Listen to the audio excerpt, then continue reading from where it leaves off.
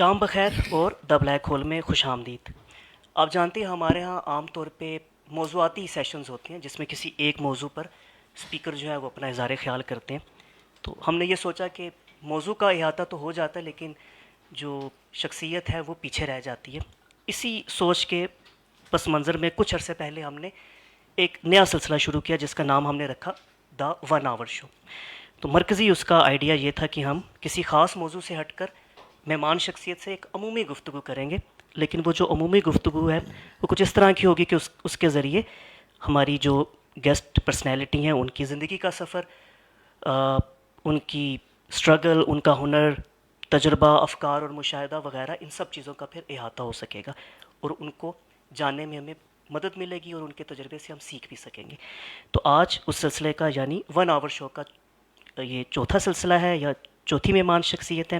میرے دائیں جانب تشریف فرما ہے محمد عاصم بٹ صاحب۔ آپ جانتے ہیں سٹوری ٹیلر ہیں، ناولسٹ ہیں، ٹرانسلیٹر ہیں، کرٹک، ایڈیٹر۔ ان کا تفصیلی تعارف کروائیں گے ڈاکٹر روش ندیم جو آج کے سیشن کی میزبانی کریں گے۔ میرے بائیں جانب تشریف فرما ہے، آپ انہیں جانتے ہیں، ایجوکیٹر ہیں، لٹریری کرٹک ہیں، درس و تدریس سے ان کا تعلق ہے اور یہ کہ جدید نظم میں ایک باوقار اور معتبر نام ہے۔ آپ سب لوگوں کی آمد کا شکریہ۔ بس میں ایک اضافہ کرتا جاؤں کہ 1 گھنٹے کی گفتگو کے بعد ہم نے صرف اتنی تبدیلی رکھی ہے اس سلسلے میں کہ آپ لوگ بھی حسب روایت مہمان شخصیت سے انٹریکٹ کر سکیں گے، اپنے تبصرے، اپنی آراء، اپنے سوال کے ساتھ۔ لیکن ہمیشہ کی طرح بس آپ نے 2 کام کرنے کے، پہلے تو سیل فونز اپنے سائلنٹ موڈ میں کر لیں تاکہ کسی قسم کی ڈسٹریکشن نہ ہو۔ دوم یہ کہ جب کوشچن آنسر کے لیے ہاؤس اوپن ہو تو please raise your hand first تاکہ آپ کو یہ مائکرو فون دے دیا جائے۔ اس کے بنا پلیز نہ بولیے گا کیونکہ پھر آپ کی آواز ریکارڈنگ میں نہیں آئے گی اور آن لائن آڈینس تک نہیں جائے گی۔ بس یہی تھی 2 گزارشات۔ Now ladies and gentlemen please welcome doctor Rosh Nadeem and our guest speaker Muhammad Asim Butt. Thank you. Butt صاحب بہت شکریہ آپ کے آنے کا۔ جی آپ کا شکریہ۔ ہم اس میں گفتگو ذرا ہٹ کے اور ایک فرینک انداز میں کریں گے، بہت گہری گفتگو بھی کریں گے لیکن عام سی گفتگو بھی اس میں رہے گی۔ اچھا، کچھ اپنے بارے میں بتائیے سب سے پہلے۔ میں سوال نہیں کروں گا، اچھا، اسی سے مجھے اندازہ ہو جائے گا آپ کے اسٹریسز کہاں پہ ہیں۔ بس کچھ یہ کتابیں آپ کے سامنے ہیں۔ میرا خیال ہے یہ ایک بہت واضح تعارف ہوتا ہے کسی بھی لکھنے والے کا۔ تو اب لکھنے کا ایک پروفیشن یا کیریئر اپنانے سے پہلے جو پوری کہانی ہے وہ تو بہت ٹائم ٹیکنگ پوری سٹوری بن جائے گی۔ لیکن ریلیونٹ ہے کچھ، مثلاً آپ لاہور سے ہیں؟ جی لاہور سے۔ اور لاہور میں کہاں سے، اندرون سے ہیں یا ماڈرن لاہور سے ہیں؟ ایک زندگی کا ایک حصہ جو ہے جسے آپ فارمیٹنگ ایئرس کہتے ہیں وہ اندرون شہر میں۔ اندرونی شہر کا ہے۔ تو یہ بتائیے کہ آپ کی فیملی میں کوئی لکھنے کی، پڑھنے کی کوئی روایت، کوئی ایسی جس نے آپ کو کوئی انسپریشن بھی دی ہو یا یہ بنانے میں مدد دی ہو جو آپ ہیں؟ بس نہیں، ایسا کچھ نہیں تھا۔ یہ اب اس پروسیس کے بارے میں مطلب کس طرح اس کو وضاحت کی جائے کہ ہوتا یہ ہے کہ آپ کی جو اپنی ایک مینٹل بینٹ ہے، جو آپ کے ایک فارچون، جو بھی آپ کا مستقبل کا راستہ ہے، تو وہ خود بخود آپ کو ایک طرح سے تیار کرتا ہے اور کسی ایک سمت میں لے کے جاتا ہے۔ تو ویسے تو ایک زمانے میں مجھے بہت سارے جو تھے شعبے تھے ان سے میرا دلچسپی رہی۔ مثلا مثلاً گیمز ہیں اور بہت سارے اس طرح کے شوق تھے، لیکن وہ تجسس جو تھا وہ آہستہ آہستہ ایک جگہ ریفائنڈ ہو کے ایک کنسنٹریٹ ہوتا رہا، اور وہ تھا وہ ادب پہ آ کے۔ تو مجھے یاد ہے کہ ہمارے اندرون شہر میں وہ اس زمانے میں لاہور میں ایک رسالوں کا اور یہ کتابوں کا بڑا کلچر تھا، اور ادب کا بھی وہ مرکز رہا، اب بھی وہ ہے، لیکن تب تو اس کی آج سے میں بات کر رہا ہوں 30-35 سال پہلے کی۔ تو ایک اسکول کے زمانے میں وہ ایک پبلشر تھے، وہ چھوٹی چھوٹی کتابیں چھاپتے تھے، جے بی سائز کی۔ تو لوگ شاید جانتے ہوں کہ وہ امیر حمزہ، داستان امیر حمزہ، اس طرح کے چھوٹے سائز کی جی، کلرفل سی. ہاں رسالے سے ہوتے تھے، میرے خیال میں 10 پیسے کا یا 25 پیسے کا. تو اب بات یہ ہے کہ آپ بہت سارے اسکول میں بچے اکٹھے ہوتے ہیں، تو ہر کسی کا اپنا ایک لائن ہوتی ہے، مطلب وہ آپ اس کو آپ آسانی سے بیان نہیں کر سکتے کہ وہ کس طرح ایک شخص جو ہے وہ ایتھلیٹک ہو گیا، ایک شخص جو ہے وہ فائن آرٹس کی طرف اس کا رجحان جاتا ہے، وہ چوک سے دیوار پہ بنانا شروع کر دیتا ہے. ایک جو ہے وہ اخبار کو کے صفحے جو پرزے جو ہیں اس کو اٹھا اٹھا کے پڑھتا رہتا ہے.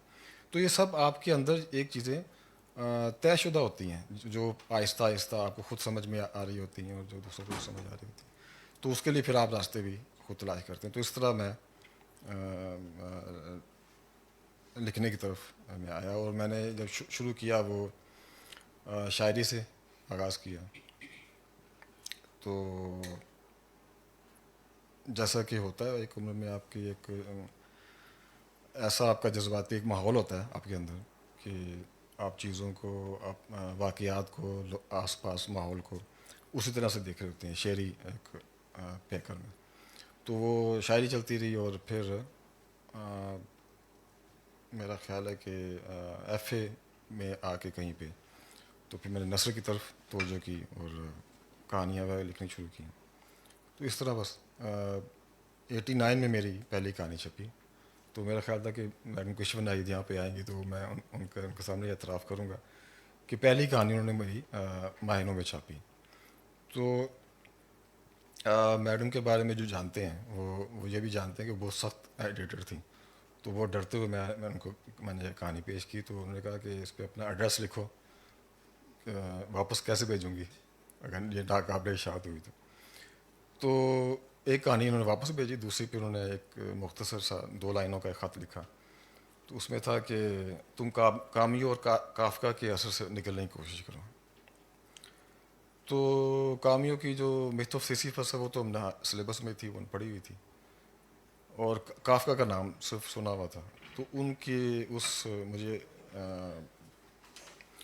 اس کے بعد پھر مجھے تحریک ہوئی، اور میں نے پھر اس کا ٹرائل پڑھا، اور پھر میٹامورفوسس، اور پھر اس کی کہانی کو میں نے ترجمہ کیا اپنے شوق کے تحت.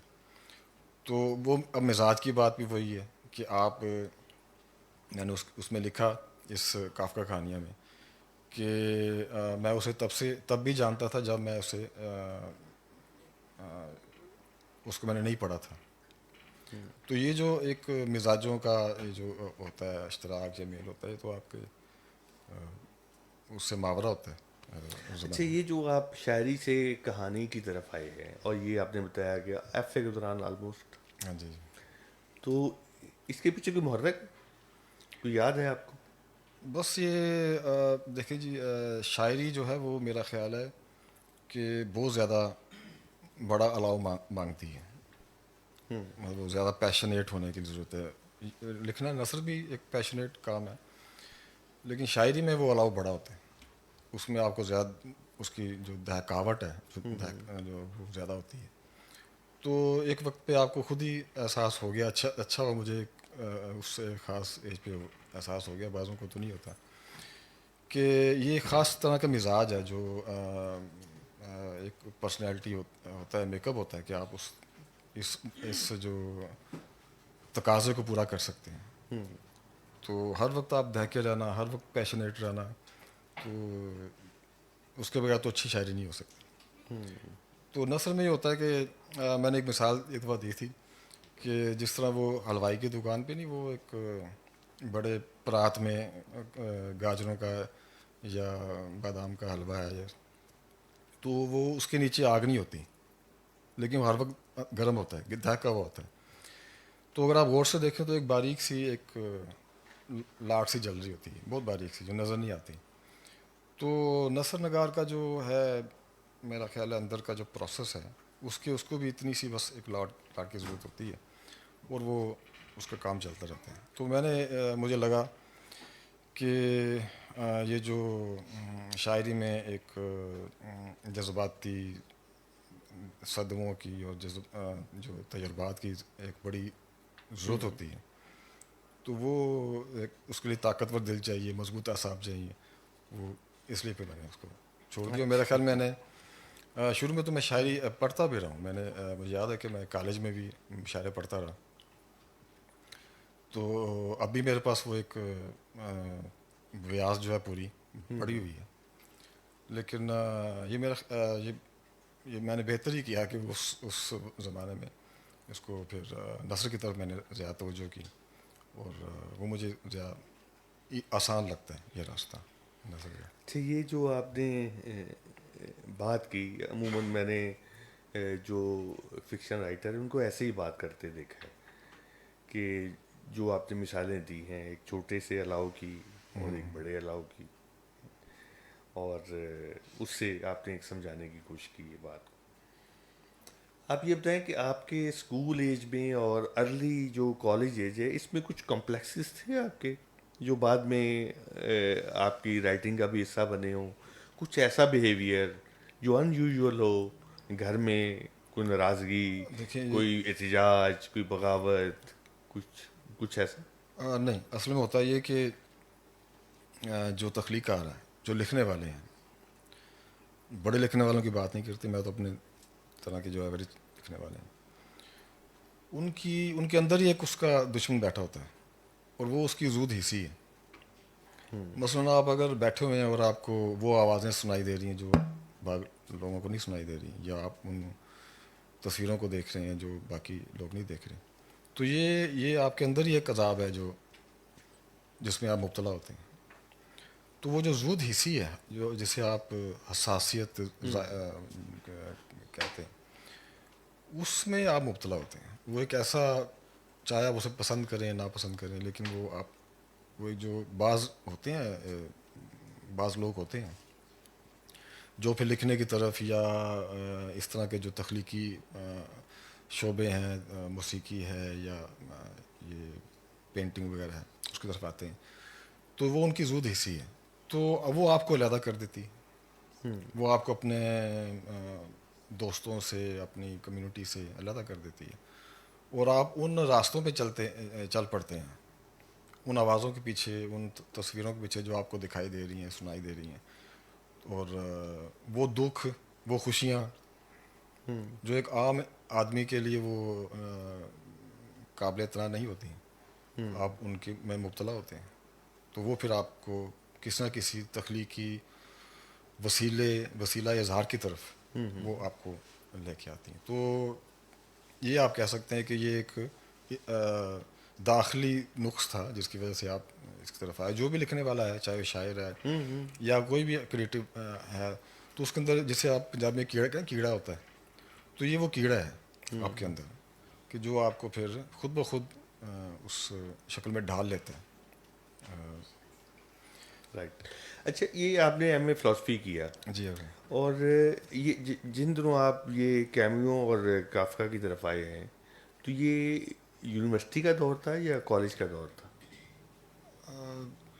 نہیں, تو یونیورسٹی میں تو یونیورسٹی میں بھی چلتا رہا, لیکن یہ تو کالج کا اسکول کے فوراً بعد کے جو زمانہ تھا, یہ کنورژن آپ ہمارے کا؟ زمانے میں یہ تھا کہ پڑھنا جو ہے نا, کتاب کے ساتھ جو آپ کا تعلق ہے وہ بہت, حالانکہ اب کتاب زیادہ ہے اس وقت مارکیٹ میں, لیکن وہ جو تعلق ہے مجھے یاد ہے کہ اس کی صورتیں زیادہ تھیں ہمارے زمانے میں. مثلاً میری اپنے علاقے میں 2 جنرل اسٹور تھے, مجھے یاد ہے کہ وہاں پہ لائبریریاں قائم تھیں. تو ایک بچے کو وہاں پہ دکانیں تھیں کتابوں کی, وہاں پہ پبلشر تھے, ہمارے اسکول کے راستے میں دکانیں تھیں. تو وہ ایسی تحریکات, وہ آپ کو ایسے محرک ملتے رہتے ہیں کہ آپ مائل ہوتے ہیں اس کی طرف, کتاب کی طرف. تو کتاب ہمارے کلچر سے اتنی خارج نہیں ہوئی تھی جتنی آج. آج تو وہ آج بھی کتاب کا ایک چلن تو ہے, لیکن وہ تعلق جو کسی شعوری کوشش کے بغیر آپ کے اندر ایک آپ کی بنتا ہے حصہ زندگی شخصیت کا. تو لائبریریز تھی, وہ مجھے یاد ہے کہ ایک دفعہ میں میرا خیال بھی میٹرک کی بات ہوگی، تو فیملی ہم کے ساتھ میں جا رہا تھا کسی شاید فیصل آباد یا کسی ٹرین پہ تھا، تو ایک وہ جو ٹکٹ چیکر ہے اس نے کہا کہ میری والدہ سے کہا کہ یہ بچہ جو کتاب پڑھ رہا ہے نا یہ بچوں کی کتاب نہیں ہے. کون سی کتاب تھی؟ وہ منٹو کی کتاب تھی، وہ میرے خیال میں اس کا نام ایک مرد تھا یا اس طرح کچھ. تو یہ اس زمانے کی یعنی آپ پڑھنے کا جو ایک سلسلہ ہے وہ میٹرک سے ہی یا اس سے پہلے سے اسکول کے زمانے سے ہی چلتا رہا. تو پھر آہستہ آہستہ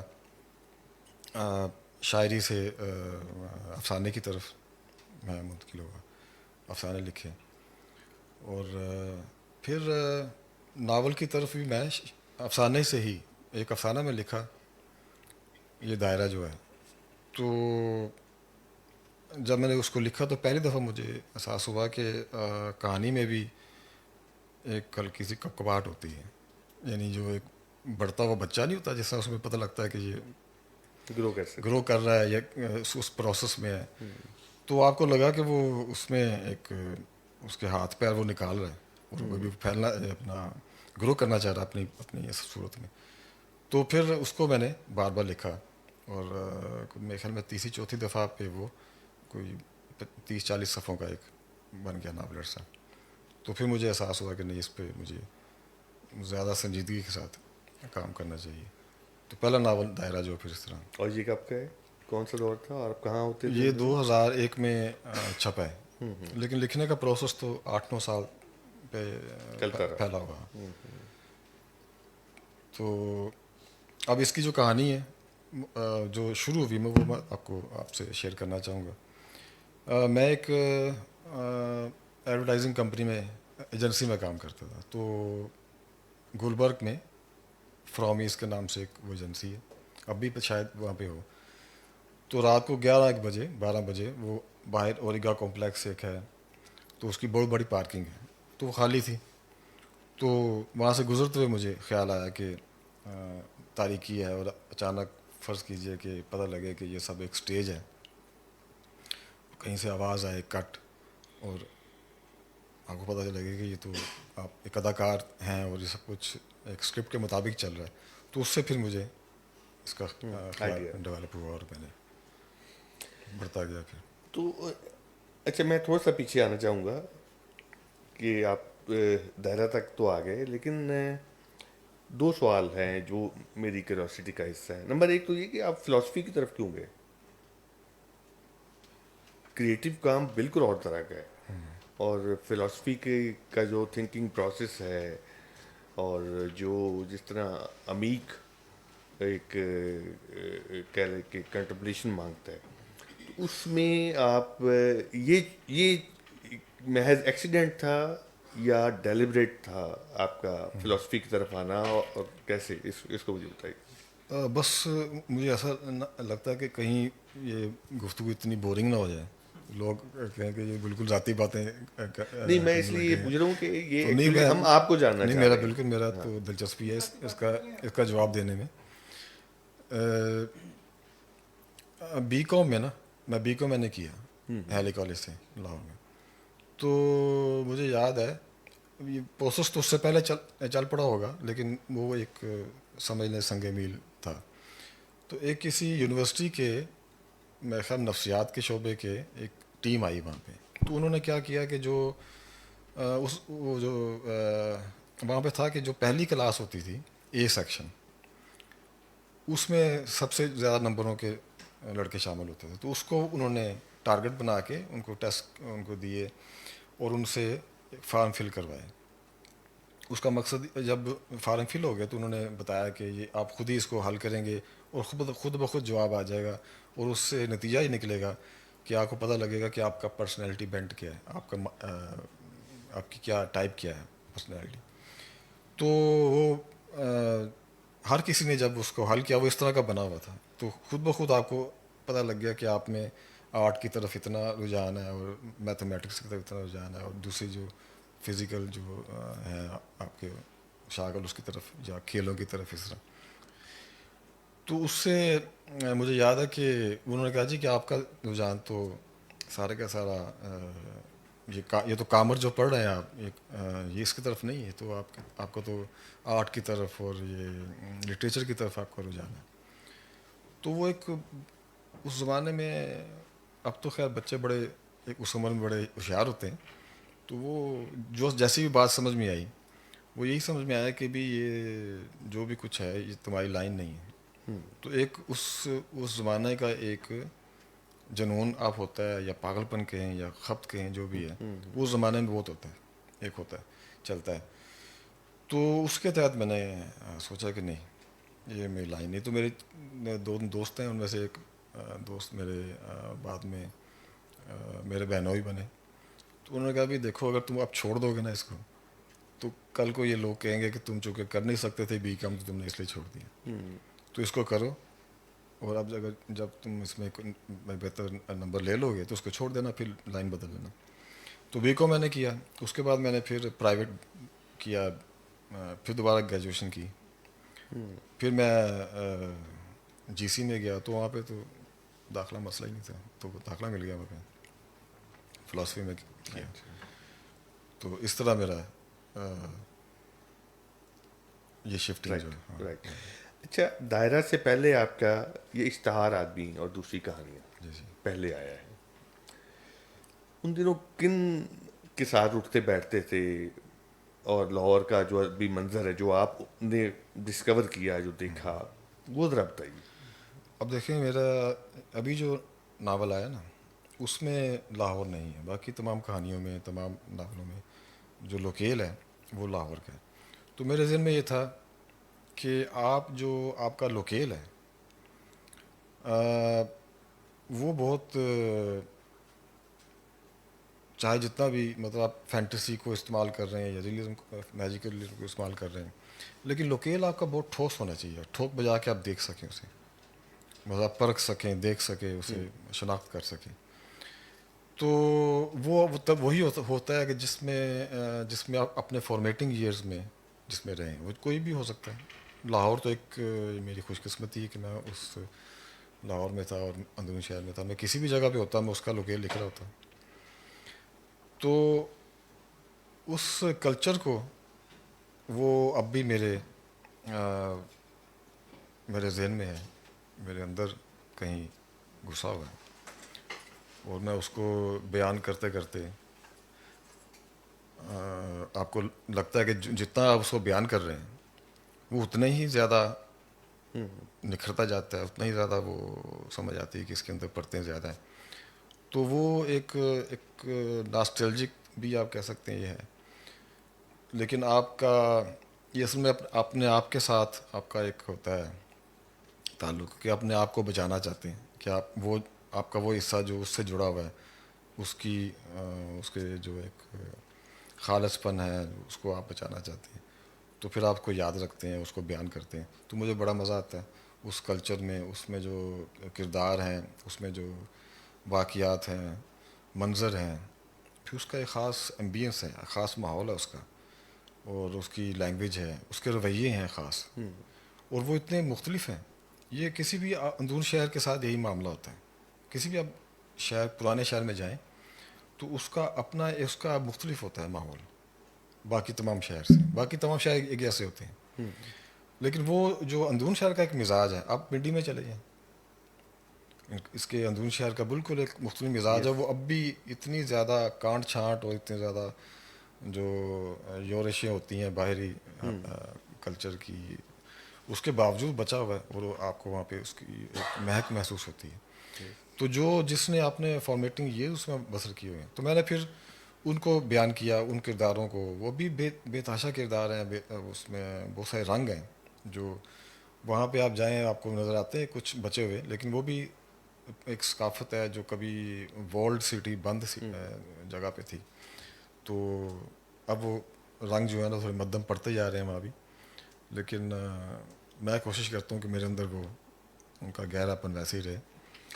دو باتیں جو ہے اور پھر آپ میں کے. ایک بات، لاہور جی. کا جو ہے معاملہ جو، تو ایک تو یہ کہ آپ اگر کسی بھی شہر سے ہیں، ٹمبکٹو سے ہیں، کسی بھی شہر سے ہیں، آپ کا اگر وہ پیدائشی شہر ہے جہاں آپ نے زندگی گزاری ہے، تو وہ آپ کے لیے دنیا کے عزیز ترین شہروں میں ہوتا ہے. یس. تو لیکن لاہور کی تعریف کرنے والے تو بے تحاشا آپ کو مل جائیں گے، وہ لوگ بھی ملیں گے جو وہاں نہیں رہے. تو اس کی ثقافت میں صدیوں کی ایک جو ہے نا رچاؤ ہے. صدیوں کا ایک اس میں عمل ہے، ایک ثقافتی عمل ہوا ہے جس سے اس میں ایک ایسی مہک پیدا ہوئی ہے جو بہت کم شہروں میں ہوتی ہے. تو اس کے اشاکوں کا قافلہ تو بہت زیادہ ہے. یہ آخری جملے سے ہی میں بات میں جوڑوں گا اپنی کہ جو آپ کا قاری ہے وہ دو باتوں پر دھیان ضرور دیتا ہے یا کمنٹ ضرور کرتا ہے یا ایکسپیکٹ کرتا ہے. ایک لاہور اور دوسرا کافکا. کافکائی آپ ٹیکنیک کہہ لیں، ماحول کہہ لیں، اثر کہہ لیں، ایک فضا کہہ لیں، جو بھی ہے. تو بس یہ آپ کی آخری جو کتاب ہے پانی پہ لکھی کہانی ابھی آئی، تو میں نے کچھ لوگوں کے منہ سے یہ سنا، ہاں یہ ناول ہے جس میں لاہور نہیں ہے. تو گویا لاہور کے ساتھ آپ کی جڑت اور آپ کی کہانیوں کی جو شناخت ہے وہ بڑی اہم ہے، اور ایک شناخت کا بن جانا بذات خود میں سمجھ تو بڑا اہم ہوتا ہے. اشتہار آدمی کی میں آپ نے بہت ساری ٹیکنیکس اپنائی ہیں، یعنی ہر کہانی جو ہے وہ الگ ٹیکنیک میں ہے. اور میں سمجھتا ہوں کہ یہ آپ کا ایک تجرباتی کام ہے. اس میں بارش کے بعد والا واقعہ یا اور اس طرح کی کہانیاں جو ہیں، اس کا ذرا پس منظر بتائیے کہ کیا یہ دور آپ کا اپنے اسلوب، اپنی ٹیکنیک یا ایک تخلیقی آسم بٹ کی تلاش کا سفر تھا، تجربہ تھا جس کو آپ ڈھونڈ رہے تھے، یا کیا تھا یہ؟ اصل میں یہ جو کچھ بھی ہے اس کو میں آج بھی مس کرتا ہوں.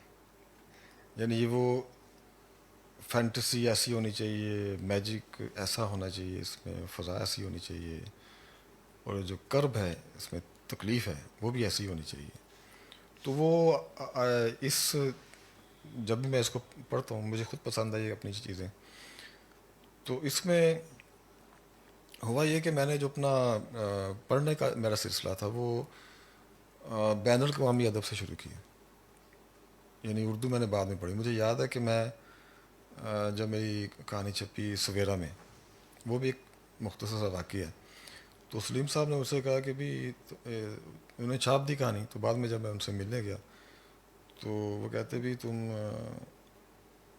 پڑھتے ہو انگریزی میں خیال میں زیادہ، تو اردو کا جو ایک رچاؤ ہے نا وہ اور طرح کی اس کی جو تہذیب ہے وہ اس کو بھی تھوڑا سا غور سے پڑھو. تو انہوں نے مجھے سیمیا جو تھی نیر مسعود کی وہ کتاب دی تحفے کے طور پہ. کیونکہ وہ کہانی بہت پسند آئی تھی، وہ جو بارش میں آپ نے بات کی. تو مجھے ہمیشہ ایسا لگا کہ آپ دیکھیے کہ اب آج جو جس طرح آپ بیان کرنے کا جو ایک تقاضا ہے، یعنی جس طرح کے بیان کرنا چاہیے آپ کو کہانی کو یا شاعری میں، اس کے پیمانے وہ نہیں ہونے چاہیے، نہ ہو سکتے ہیں جو کہ اب تک رہے. تو آپ کو نئے زاویے تلاش کرنے پڑیں گے. حقیقت وہ رہی نہیں جو جسے نہ وہ بیان کرنے والے رہے، نہ وہ زمانہ رہا، نہ وہ حقیقت اس طرح رہی. تو آج جب کہ آپ آئنسٹائن کہہ رہا ہے کہ جی یہ مادہ بھی نہیں ہے اور یہ بالکل فضول بات ہے، ہم کتنے زمانوں سے لڑتے رہے مادہ ذہن، تو اس نے اڑا دیا سب کچھ. تو اس نے چیزوں کو، اس کا ڈسکورس جو ہے فلسفل کر دیا. ایون سائنسز میں جو ڈسکورس چل رہا ہے وہ فلسفیکل ہے. تو جب حقیقت اس طرح ہے، ابھی ہم ایک جگہ بیٹھے تو بات کر رہے تھے، تو میں نے کہا جی آپ سائنس جو ہے وہ مسلسل آپ کو ایک بات بتا رہی ہے کہ یہ جو آپ کا کسی بھی بات پہ یقین ہے یہ سب سے فضول بات ہے. یعنی آپ کا سب سے بڑا دشمن جو ہے وہ آپ کی راسخ العقیدگی ہے. آپ کا اپنی رائے پر یا اپنے نظریے پر یا اپنے عقیدے پر حتمی جو آپ کا ہے یقین جو ہے وہ سب سے بڑا دشمن ہے آپ کا. اور یہ بات نہ صرف یہ کہ سائنس بتا رہی ہے، بلکہ مذہب بھی یہ بتاتا ہے، اور عقل بھی، منطق بھی آپ کو یہی بتا رہی ہے کہ چیزیں بہت بے یقینی کا شکار ہیں. وہ کہتے ہیں جی کہ 90%، مجھے اب ایگزیکٹ فکر نہیں، یا جو سائنس کے اسٹوڈنٹس وہ بہتر سمجھتے ہیں کہ 90% ہے جو بلیک میٹر ہے، یا پتہ 97% ہے بلیک میٹر ہے، اس کا آپ کو پتہ ہی نہیں کیا ہے. تو آپ تو وہ 3% جو کائنات ہے اس کے اوپر ہی آپ اتنے دعوے کر رہے ہیں اور یقین کا اظہار کر رہے ہیں کہ جس طرح آپ کو سب پتہ لگ گیا. تو وہ اتنی بے یقینی ہے کہ اس میں کسی بھی یقین کے اوپر ایک ایمان لانا، یا اس کو اس طرح جما لینا اپنے اندر، اس خیانوں کو پہن لینا، میرا خیال ہے یہ جو حقیقت کو دیکھنے کا یہ جو ایک پہلو، یہ مناسب نہیں ہے. جو لکھنے والا ہے، اچھا اس کا تو کوئی عقیدہ نہیں ہوتا، ہونا بھی نہیں چاہیے. حقیقت کو تو آپ کسی بھی عقیدے کی اینک سے نہیں سمجھ سکتے. دیکھ تو سکتے ہیں لیکن سمجھ نہیں سکتے. اگر سمجھنے کی آپ کے اندر سچ کو پانے کی، جاننے کی خواہش ہے، تو پھر تو آپ عقیدے کی اینک اتارنی پڑے گی. عقیدے سے مراد کہ کوئی بھی نظریہ، کوئی بھی عقیدہ جو ہے اس کی اینک اتارنی پڑے گی. تو آج جو حقیقت جس طرح کمپلیکیٹڈ ہو گئی، مطلب وہ جو ایک وہ پیچھے جو ٹائپل کردار ہوتے تھے ایک خاص طرح کے، کہ نیک، بد، اچھا، برا، دن رات، تو وہ تو اب اس طرح کے کردار ممکن نہیں ہے. حقیقت اس طرح ممکن نہیں ہے. اب جو ہیرو ہے وہ زیرو بھی ہے بیک وقت. وہ جو زیرو اس وہ ہیرو پن بھی ہے. جو اچھا ہے اس میں، اسی میں سب کچھ ہے. تو آپ جب حقیقت کو بیان کرتے ہیں تو اس کے لیے پھر اب وہ جو پیمانے ہیں اظہار کے، میرا خیال ہے کہ آج کے جو لکھنے والا ہے اس کا سب سے بڑا جو کویسٹ ہے، یا سب سے بڑا جو اس کی ایک جو تلاش ہے، وہ ایک درست اسلوب تلاش کرنا ہے اظہار کا. کہ آپ نے کس طرح ایک یہی حقیقت ہے جس کو کہ ہزاروں بار، سینکڑوں بار، لاکھوں بار لکھا جا چکا ہے، تو آپ نے اب اس کو ایک مختلف انداز میں کس طرح لکھنا ہے. تو وہ تو پھر ایک بہت اور طرح کی. لیکن اب جب کہ جو آپ بیان کرنا چاہ رہے ہیں وہ بھی بدل گیا. مثلا پہلے تو تھا ایک ہل ہے جس سے آپ کھیتوں میں چلاتے ہیں، اور وہ صدیوں سے چل رہا تھا، ایک دم سے ٹریکٹر آ گیا تو اسے سب کچھ بدل دیا. تو آج حقیقت کے بارے میں جو آپ کا تصور بدل گیا، وہ ایک ایڈڈ بات ہے. یعنی جب یہ تصور نہیں بدلا تھا تب بھی یہ سوال لکھنے والے کے سامنے ہوتا تھا کہ آپ نے کیا کنٹریبیوٹ کیا، آپ نے کس اینگل کو متعارف کرایا، حقیقت کو دیکھنے کا کون سا نیا آپ نے زاویہ تلاش کر لیا، یا کیا پہلو نیا آپ سامنے لے کے آئے انسان کو سمجھنے میں اور آپ کائنات کو سمجھنے میں. تو لیکن جب یہ سب کچھ بدل ہی گیا، سائنس نے آپ کو یہ 21ویں صدی کا جو ہے، یا 19ویں صدی کا جو ایک پورا انقلاب ہے، اس کے بعد تو سب کچھ آپ کو نئے سرے سے دیکھنے کی ضرورت پڑی. اور اب تو خیر اور زیادہ پیچیدگی میں چلے گئے. تو اس صورت میں آپ حقیقت کو کس طرح بیان کریں گے؟ اس کے لیے دیکھیے، آپ جب اس طرح آپ دیکھتے ہیں کسی منظر کو تو وہ خود بخود لہردار ہو جاتا ہے، وہ ٹھوس نہیں رہتا. ایک لہردار منظر کو بیان کرنے کے لیے جب آپ بیان کریں گے تو اس کو پڑھنے والا کہے گا یہ فینٹیسی ہے، فینٹیسی مکس ہے، یہ اس میں کہیں میجک مکس ہو گیا ہوا ہے. تو وہ منظر ہی ایسا ہے لہردار، اس کو آپ سیدھی طرح بیان نہیں کر سکتے. حقیقت کو مطلب ہم بات کر رہے ہیں، تو اب اس حقیقت جو ایک منظر ہے، اس کے پیچھے بہت پڑتے ہیں. اس کی کیا باتیں جو ہم نہیں کر رہے، جو ہم کرنا چاہتے ہیں. مثلا آپ نے جو بات کی ہے کہ حقیقت تک تو نہیں پہنچا جا سکتا، لیکوڈائز ہوگی حقیقت جو ہے، لیکن ہم اس کے بیان کو وہ اسلوب اور ٹیکنیک کی صورت میں پیش کر سکتے ہیں. تو اب ٹیکنیک اور اسلوب جو ہے، اور اس کے مقابلے میں حقیقت جو ہے، اگر کوئی اپنی ایک حقیقت ڈسکور نہیں کرتا اور اس پہ بلیف نہیں بناتا کوئی بھی تخلیق کار جو ہے، تو وہ پھر کیسے اپنی جو اس کی اگر کوئی آئیڈیالوجی ہے یا چیزوں کو دیکھتا ہے یا اس کا جو خیر اور شر ہے یا اس کا ولن اور ہیرو ہے یا اس کا جو رائٹ اور رانگ ہے، وہ پھر کیسے ڈیولپ کر پائے گا اپنے کہانی میں، اپنے فکشن میں؟ یہ الجھانے والا سوال ہے. چلیے ہم اس کو دیکھیں چھوڑ دیتے ہیں. دیکھیں یہ جو مورل ججمنٹ ہے یہ رائٹر کا کام نہیں ہے، کسی بھی تخلیق کار کا کام نہیں ہے. تو جو مورالٹی ہے وہ بھی ریلیٹیو ہے. اس پہ پھر ایک متنازع بات شروع ہو جائے گی. تو آپ کس مورالٹی کو مانتے ہیں؟ اور ہر دور میں اپنے مورل ان کے ہوتے ہیں، ٹیبوز ہوتے ہیں. تو رائٹر کا کام اس طرح کے معاملات میں الجھنا نہیں ہے. اب آپ نے کہا کہ اچھے برے کردار کو رائٹر کس طرح، تو اس کا یہ کام بھی نہیں ہے کہ وہ اچھے برے کی تقسیم کرے. وہ تو کردار کو دیکھتا ہے اچھا یا برا. تو یہ تو پھر یہ ایک الگ طرح کی ججمنٹل ایک الگ پروسیس ہے، اس کا الگ لوگ کرتے ہیں یہ. تو وہ کردار کو دیکھتا ہے. ایک قاتل بھی جو ہے چاہے وہ جتنا ہی برا ہے، اس کے اندر ایک قتل کے محرکات ہوتے ہیں. وہ قتل کس طرح کرتا ہے، کس طرح چوز کرتا ہے، اور اس کی کیا اپنی کمپلیکسیز ہیں، اس کے پیچھے کہانی کیا اس کی. تو اس کی جستجو تو یہ ہے تلاش کرنا کہ میں اس کریکٹر کو اس کی تمام تر باطنی گہرائی کے ساتھ، پیچیدگی کے ساتھ، اس کی تمام پرتوں کو، اس کی ڈائلما کو میں لے کے آؤں سامنے، بیان کروں. تو وہ اگر اس میں کامیاب تو وہ خوش ہے. تو ہو سکتا ہے وہ کسی برے کردار کو زیادہ بہتر انداز میں پیش کر دے، تو یہ اس کے لیے دکھ کی بات تو ہو سکتی ہے، لیکن وہ یہ اس کا ایسے ہی کرے گا. میرا خیال ہے کہ ماڈرن جو فکشن ہے اس میں یہ رویہ رہا ہے، چاہے وہ منٹو کا ہو چاہے وہ بیدی کا ہو، کہ انہوں نے ایک گرے ایریا ضرور رکھا ہے، اور اس گرے ایریے میں انہوں نے چیزوں کو ڈسکور کیا ہے جو کہ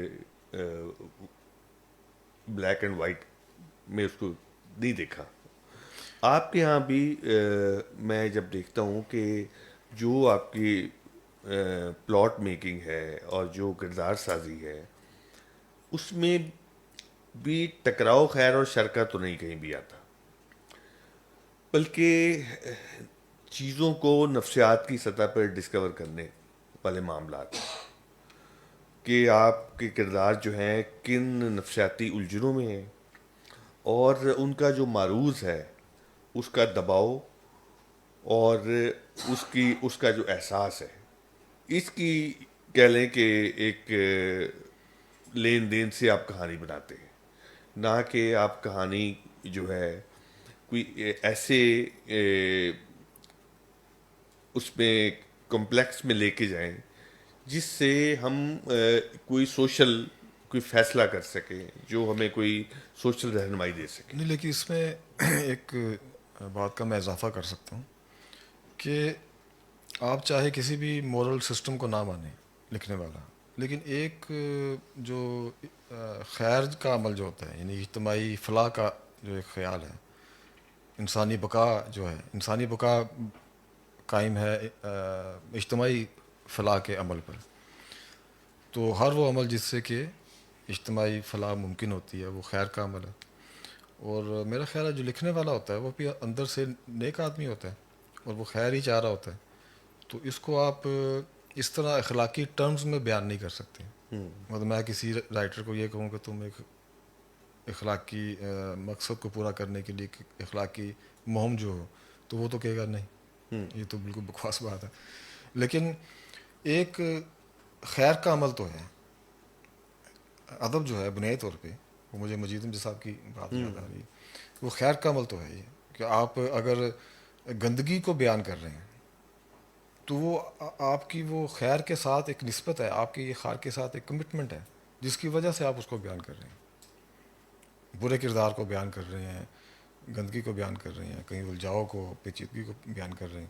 تو اس کے پیچھے بنیادی محرک یہی ہوتا ہے کہ آپ اس سے پسند نہیں کرتے. گو کہ آپ یہ بات آپ کو کہنے کی ضرورت نہیں. تو اس آرٹسٹک جو ایک ڈیمانڈز اس میں نہیں آتی، فٹ نہیں بیٹھتی اس میں. تو لیکن یہ ایک بنیادی جو ایک مشترکہ ایک لکھنے والوں کے یا تخلیق کاروں کے درمیان ایک ہے جو. خیر اگر وہ آرٹ سے جڑا ہوا ہے تو اس کا مطلب ہے وہ استھیٹک سے جڑا ہوا ہے، تو وہ جمالیات بذات خود ایک خیر کا بہت بڑا منبع ہاں ہے. بالکل بالکل صحیح. اچھا یہ بتائیے کہ آپ کو کن لکھنے والوں نے کافکا کے علاوہ، یہ ہمارے جو اردو کے لکھنے والے، میں اس پہ آپ کی کوئی رائے چاہتا ہوں کہ آپ نے کن سے متاثر ہوئے، کون اچھا لگا آپ کو، تھوڑا سا بات یہ بتائیے تاکہ پھر بات کو میں آگے بڑھاؤں گا. ٹھیک ہے. اردو میں؟ اردو میں اچھا، یا پوری دنیا میں؟ نہیں، وہ الگ سوال کر وہ لیں الگ گے. سے لگا. ٹھیک ہے. اردو میں منٹو سب کی محبت ہے، ہمارا کرش ہے وہ. تو غلام عباس میرا بہت، میں نے اسے سیکھا ان سے. بیدی ہیں، بہت بڑا ان کا. میرا تو خیال ہے کہ اگر جو نئے لکھنے والے ہیں، اگر آپ ان کا سلیبس تیار کریں، میں ابھی فکشن کی بات کروں گا، تو بیدی کو اس میں نثر، جو فکشن کی نثر ہونی چاہیے، وہ بیدی آپ اس کو پیش کر سکتے ہیں. یہ نثر ہوتی ہے بھی فکشن کی، جو جڑی بھی ہوئی ہے اور علیحدہ بھی ہے، یعنی کہ جو اٹیچ بھی ہے اور ڈٹیچ بھی ہے. یہ خوبصورتی ہے اس کے اندر. تو اگر کہانی کی جو ایک بنت ہے وہ آپ نے دیکھنی ہے تو غلام عباس ہے. اس سے بڑا فنکار ہمارے پاس نہیں ہے کہانی میں. ٹیبو بریکنگ ہے تو وہ تو منٹو ہے. اور یہ 3-4 لوگ ہیں جو ہمارے ستون ہیں. اس کے ناول میں بھی ہمارے پاس قرۃ الحیدر ہے ایک بڑا نام. ان کے بعد کافی لوگ ہیں. اچھا آپ نے چلیں یہ 3 نام لیے، اور یہ اردو کے نیر مسعود ہے ہمارے یہاں بہت نیر مسعود، جی مختلف آپ سیمیا لکھنے کے حوالے سے بات بھی والا. کی. رفیق حسین ہے بڑے ایک، جی مجھے انہوں نے بڑا متاثر کیا. رفیق حسین ہے جس طرح جانوروں کی کہانی لکھی، اور جانوروں کے ساتھ جو ان کی کردار کو پیش کیا جس طرح انہوں نے، ابھی اردو میں تو بالکل نہیں ہے. ایون عالمی ادب میں بھی جو وہ اینڈرسن وغیرہ نے جو کیے جانوروں کو، انہوں نے تو استعمال کیا نا اپنے، یا وہ جو جنانی تھا ایک، تو انہوں نے تو استعمال کیا جانوروں کو اپنے مقصد کے لیے، اپنی زبان میں لگا دی. لیکن جانوروں کو ان کی نفسیات کے ساتھ، ان کے ماحول میں رہتے ہوئے، خود ایک جانور بن کے ان کے ساتھ چلتے پھرتے ہوئے آپ نے اس کو محسوس کیا، ان کے دکھ کو، ان کے ڈائلما کو، ان کی خوشیوں کو. یہ رفیق حسین ہمارے ہاں. حالانکہ وہ اس طرح پروفیشنل پیشہ ور ادیب نہیں تھے، ان کو اردو بھی نہیں لکھنی آتی تھی. وہ تو میرے خیال میں لکھواتے تھے اپنے، کسی کو لکھواتے تھے وہ، تو وہ خود لکھتے تھے تو رومن میں لکھتے تھے اردو. لیکن کیا کمال انہوں نے کیا، کیا شاندار لکھنے والے ہیں. مجھے اور بھی کئی نام ہیں میرے ذہن میں آتے رہیں گے. اچھا نہیں، یہ دو تین جو آپ نے بڑے اہم نام لیے ہیں، اور نو ڈاؤٹ یہ ہمارے فکشن کے استاد ہیں، خاص طور پہ افسانے کے حوالے سے جو آپ نے نام لیے. تو یہ بتائیے کہ جب آپ غلام عباس کا نام لیتے ہیں، جی. یا منٹو کا نام لیتے ہیں، یا بیدی کا، تو آپ اس میں سے ان کی ریڈنگ کرتے ہوئے کہاں پہ آپ کی نظر ٹھہرتی ہے، آپ کی دلچسپی کہاں پر ہوتی ہے؟ فرض کریں غلام عباس کو پڑھتے ہوئے آپ وہاں کیا دیکھنا چاہتے ہیں، کیا لے رہے ہوتے ہیں وہاں سے؟ غلام عباس کے پاس کردار بڑے شاندار ہیں. جواری کا کردار ان کا کیا خوبصورت کردار ہے. بیروپیہ، وہ ایک، اس کا نام بھی بیروپیہ شاید، کانرس ہے. وہ ان کردار ان کے بڑے بڑے انہوں نے ایسے، اور اس کو جو ایک ہمارے ماسٹرز جو ہیں دنیا کے، ان کے ہاں یہ ہم نے دیکھا کہ وہ اتنی سادگی کے ساتھ اتنی پیچیدہ بات کو بیان کرتے ہیں کہ آپ کو اندازہ ہی نہیں ہو پاتا کہ آپ کس پروسیس سے گزر کے چلے گئے. جیسا بڑا استاد تان لیتا ہے تو وہ اس میں بڑی وہ صورتیاں اور مرکیاں لگا رہا ہوتا ہے، لیکن آپ کو اس کی ایک جمالیاتی خوبصورتی کا تجربہ ہوتا ہے. لیکن مجال ہے کہ آپ کو پتہ لگے کہ اس نے کیا کیا ہے. تو یہ میں وہی پوچھنا چاہ رہا تو تھا. بڑے فنکار کے ہاں مطلب اچھا اداکار وہ ہے کہ جو اداکاری کرے اور آپ کو لگے نا کہ یہ اداکاری کر رہے ہیں، لیکن اس نے اس کردار کو ادا کرنے کے لیے جو کچھ بھی کیا وہ کہیں بھی نظر نہیں آتا. تو یہ معاملہ ہے اس میں. یہ غلام عباس کی آپ نے بات کی، تو اس کے ہاں کردار نگاری اس کی. پھر اس کا اوور کاٹ والا کردار ہے. آنندی بجائے خود ایک کردار ہے. جس طرح اس نے وہ بستی کو آباد کیا ہے، وہ ایسے ہی ہے جس طرح آپ کردار کو بڑھتے پھولتے ہوئے دکھاتے ہیں، گرو کرتے ہوئے دکھاتے ہیں. اس طرح اس نے اس بڑی بستی کو اس نے ایک صورت دی. اچھا، کیا اس کے کرداروں میں ان کا منفرد ہونا دلچسپ ہے، منفرد یا ان کی جو ڈیولپمنٹ اور ڈیٹیلنگ جو ہے وہ ہے؟ وہ بتائیے. آپ کس کو یعنی آنندی کے بارے میں نا عسکری صاحب نے ایک جملہ لکھا تھا، مجھے یاد ہے. انہوں نے کہا تھا کہ یہ خیال تو کسی کے ذہن میں بھی آ سکتا ہے، آپ کے بھی، میرے بھی، کسی بھی. تو اصل کمال اس میں اس کو آباد کرنا ہے. مطلب ایک کہانی جو ہے وہ اپنے آغاز اور انجام میں نہیں ہوتی. آغاز، انجام، کلائمیکس، یہ ایک فارمیٹ ہے نا کلاسیکل، وہ اپنے پروسیس میں ہوتی ہے.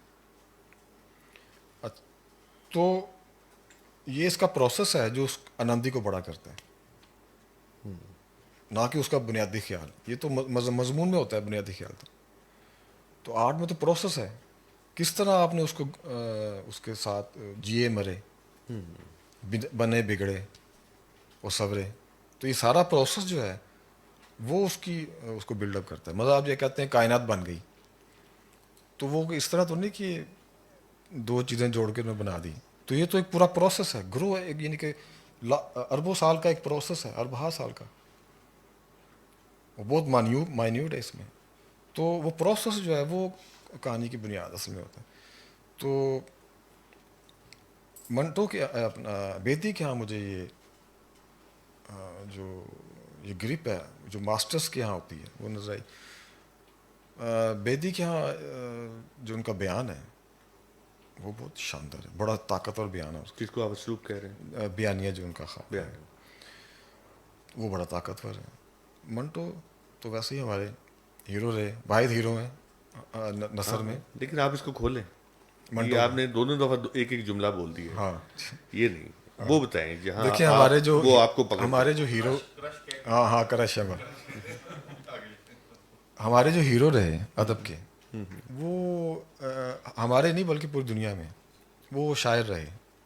جب ہم کچھ دن پہلے ہی کہیں بیٹھ کے دوست بات کر رہے تھے، تو وہ ہمیشہ سے شاعر رہے. ہمارے یہاں بھی فیض ہیں یا ساحر ہیں یا غالب ایون ہیرو ہیں. فراز آخری ہیرو تھے ہمارے اب تک کے. تو واحد آدمی نثر میں جو ہیرو بنا، جس طرح وہ کافکا ہے ہمارا، وہ اپنی زندگی میں ایک ہیرو کا درجہ اس کو مل گیا. یہ منٹو اس طرح ہیرو کے طور پہ.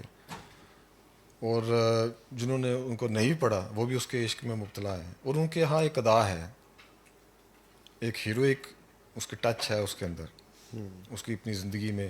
اس کی مطلب وہ اپنی زندگی میں خود ایک کردار بن گیا.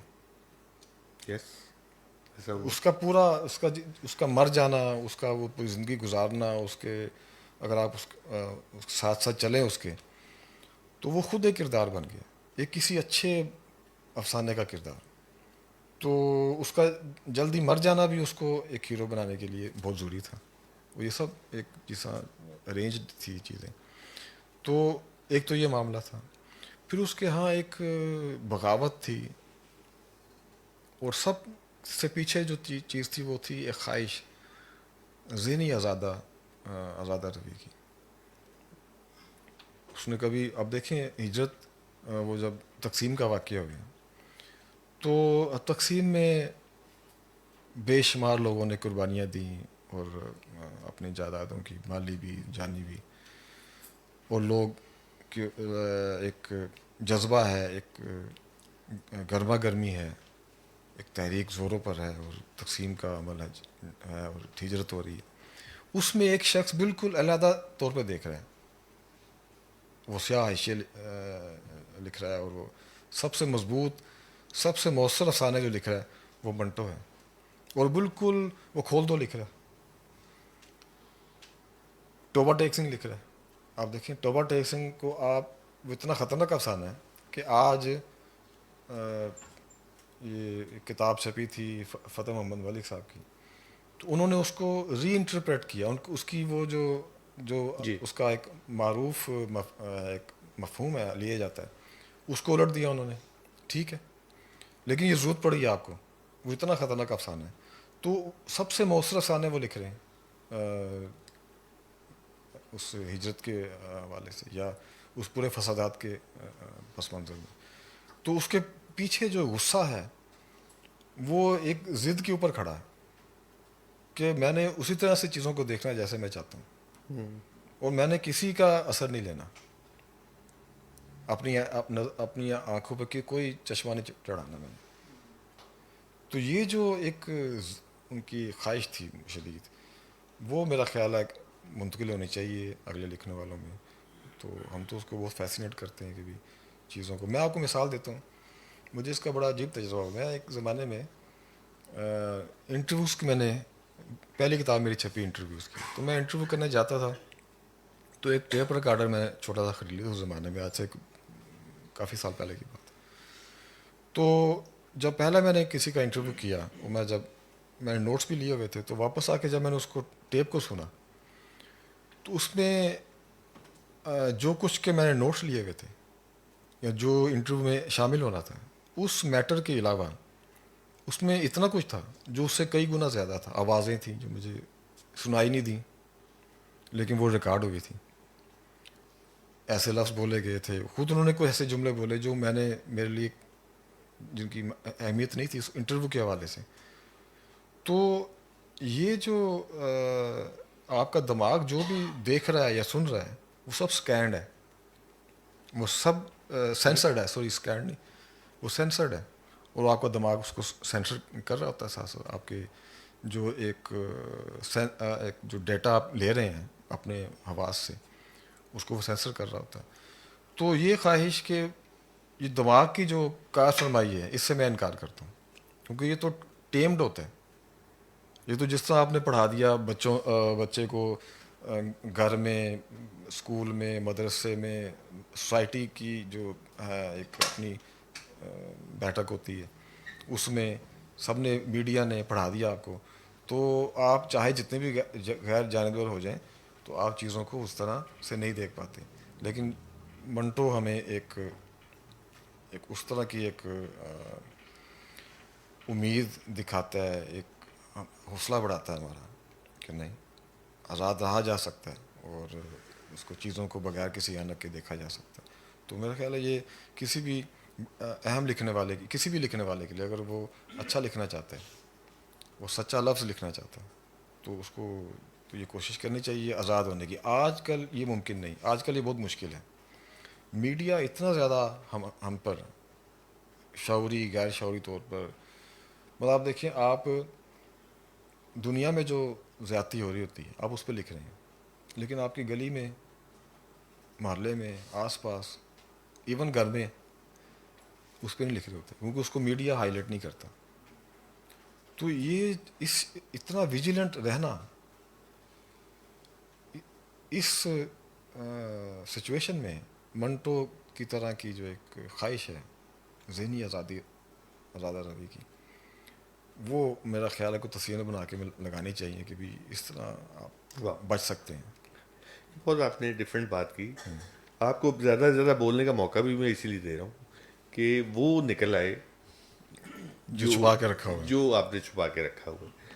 کیونکہ منٹو نے فریڈم آف ایکسپریشن کی سب سے بڑی جنگ لڑی ہے. اگر میں ادب میں کسی ایک شخص کو چنوں کہ وہ کون سا بندہ ہے جس نے آزادی اظہار کی باقاعدہ جنگ لڑی ہے اور اپنے اوپر صحیح ہے, تو وہ منٹو ہے. اور یہ جو آپ نے بات کی کہ اپنے حواس کو پیور رکھنا, کہ وہ اپنے معروض کی جتنے بھی دباؤ ہیں, چاہے میڈیا کی شکل میں ہے, مذہب کی شکل میں ہے، تہذیب کی شکل میں ہے، ان دباؤ سے آزاد ہو کر آپ اپنے حواس سے وہ کام لے سکیں جو آپ چاہتے ہیں. بہت مشکل ہے. یہ یہ تو مشکل جنگ، کام یہ بھی ہے، ایک طرح کی جنگ ہے. جنگ ہے آپ لڑتے اپنے رہتے آپ ہیں. سے. ہاں. اچھا یہ جو آپ نے اس کے بعد دائرہ کے بعد آپ نے جو ناول لکھا، ذرا اس کا مجھے بتائیے، اگلے آپ کے جو 2 ناول. دو ناول تھے. جی ہاں. دائرہ میں نے لکھا تقریباً کوئی کافی سال لگ گئے اس کو، اس کے کافی ورژن لکھے. تو جب آپ ورژن کہتے ہیں تو کیا اس کے اندر تکنیک کی سطح پر اور پلاٹ کی سطح پر بھی تبدیلیاں ہو رہی تھی سب یا کچھ محض ریفائن ہو رہا وہ تھا؟ ہوتا ہی ہے کہ آپ نے لکھا، ٹھیک ہے، تو اس لکھتے ہوئے تو آپ کو لگا کہ آپ نے کیا تیر مار لی ہے، لیکن جب آپ نے اس کو مصدق کو دیکھا تو آپ کو لگا کہ نہیں یہ ٹھیک نہیں ہے. یہ آپ فیصلہ خود ہی کر رہے خود ہی کر لیتے ہیں. آپ اس کو اٹھا کے سائڈ پہ رکھتے ہیں، 1-2 ہفتے کا گیپ دیتے ہیں، مہینے کا گیپ دیتے ہیں، پھر سے لکھنا شروع کر دیتے ہیں. وہی کردار ذرا سے بدل جاتے ہیں، سچویشن بدل جاتی ہے، ہر چیز بدل جاتی ہے، چیزیں گرو کر جاتی ہیں. اور یس. آپ کو یہ تجربہ ہوتا ہے کہ آپ کے کردار صفوں پہ ہی جوان ہو رہے ہوتے ہیں، بڑے ہو رہے ہوتے ہیں، سمجھدار ہو رہے ہوتے ہیں. آپ کی سچویشن زیادہ کھل رہی ہوتی ہے. خود لکھتے ہوئے لکھنے کا عمل بجائے خود آپ کو ایک روشنی کی طرح کا عمل ہے کہ وہ آپ کو بتاتا جاتا ہے کہ آگے راستہ کیا ہے، یہ منظر کس طرف جا رہا ہے. جی. تو وہ جب میں لکھ لیا تو یہ بھی بڑا ایک دلچسپ تجربہ ہے کہ 2001 میں یہ ناول چھپا ہے. تو اس سے پہلے ہی کوئی 1-1.5 سال یہ پڑا رہا اس کے پاس، اجمل کمال کے پاس پڑا رہا، بلکہ 2 سال شاید. تو اس کے بعد ان 2 سالوں میں ہی مجھے ایک دم سے، جیسا آپ روز لوگوں سے ملتے ہیں، وہ 15-20-25 لوگ ہیں، تو وہ آپ روز ملتے ہیں، روز اپنا اپنا وہ کام کر رہے ہیں، آپ ان کے ساتھ بیٹھ کے کچھ ایک پروسیس، کوئی پروجیکٹ پہ کام کر رہے ہیں.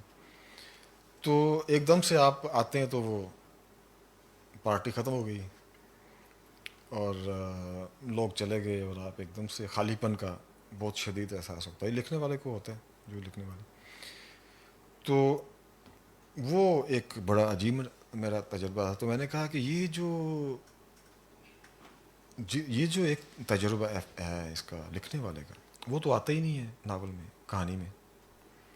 وہ دیکھنا کیمرہ مین جو ہے وہ تو کیمرے میں تصویر میں آتا ہی نہیں، وہ دنیا جہان کی تصویریں لے لیتا ہے، خود باہر رہتا ہے فریم سے. تو لکھنے والا بھی ایک کہانی لکھی ہے اس میں ہر کردار کا ایک ID کارڈ نمبر ہے، گلی کا، مکان کا نمبر، ڈرائیونگ لائسنس، ہر چیز ہے، اس کی شناخت ہے، سوائے ایک شخص کے جس نے پوری دنیا بنائی، اور جس نے وہ اگر وہاں پہ آتا ہے تو اس کو تو نہ گھر ملے گا، نہ اس کو ID کارڈ میں، اس کو تو ہوتا ہے پکڑ کے لے جائیں کہ آپ بے شناختے ہیں. تو یہ جو ایک اس طرح کا جو تجربہ ہے وہ تو آتا ہی نہیں ہے کہانی میں. تو میں نے پھر ایک میرے ذہن میں آیا کہ ایک ایسی ایک مسودہ ہو، مطلب ایک لکھنے والا ہے، وہ ڈائری لکھ رہا ہے ساتھ ساتھ، وہ ساتھ ساتھ مسودہ بھی لکھ رہا ہے، تو وہ کس طرح اس کی زندگی جو ہے وہ اس کے لکھنے کو متاثر کر رہی ہوتی ہے. مثلا اگر آپ خوشگوار موڈ میں ہیں تو ایک ہی سچویشن کسی اور طرح سے لکھیں گے. وہی سچویشن پہ اگر آپ ذرا سا موڈ خراب ہو گیا آپ کا، تو جب آپ دوبارہ وہیں پہ آتے ہیں تو اس میں وہ 2 بیٹھے ہوئے کردار بات کر رہے ہیں تو اس بالکل مختلف ہو جائے گا. تو وہ کیوں مختلف ہوا یہ تو اس کہانی میں بیان ہی نہیں ہوتا کہ وہ تو رائٹر جو ہے وہ خود اس کا اپنا ایک اس کی اپنی زندگی میں ایسے اتار چڑھاؤ آ رہے ہیں کہ جو اس کے کرداروں پہ میں منعکس ہو رہے ہیں. تو یہ اس سے مجھے ایک خیال آیا کہ آپ اپنے ہی کرداروں سے جڑ جاتے ہیں، ان سے محبت کرنے لگ جاتے ہیں. آپ نے خود ہی ایک عورت تخلیق کی، اور آپ نے وہ ایسی عورت تخلیق کی جس کو آپ آئیڈلائز کرتے ہیں، جس طرح بھی آپ چاہتے ہیں اس طرح آپ نے تخلیق کر لی. جب تخلیق کر لی، اس کہانی کا حصہ وہ ہے، تو آپ اس کے عشق میں مبتلا ہو گئے. جبکہ کہانی میں تو وہ اس کا کوئی اور ایک بری زندگی ہے، اس کا گھر بار ہے، اس کا کوئی چاہنے والا بھی ہوگا، اس کے کوئی آس پاس لوگ ہوں گے. تو اس میں تو آپ کا کوئی کردار نہیں ہے، کوئی حصہ نہیں ہے. اور مخلوق کو خالق کو مخلوق کی سطح پہ نہیں آنا چاہیے.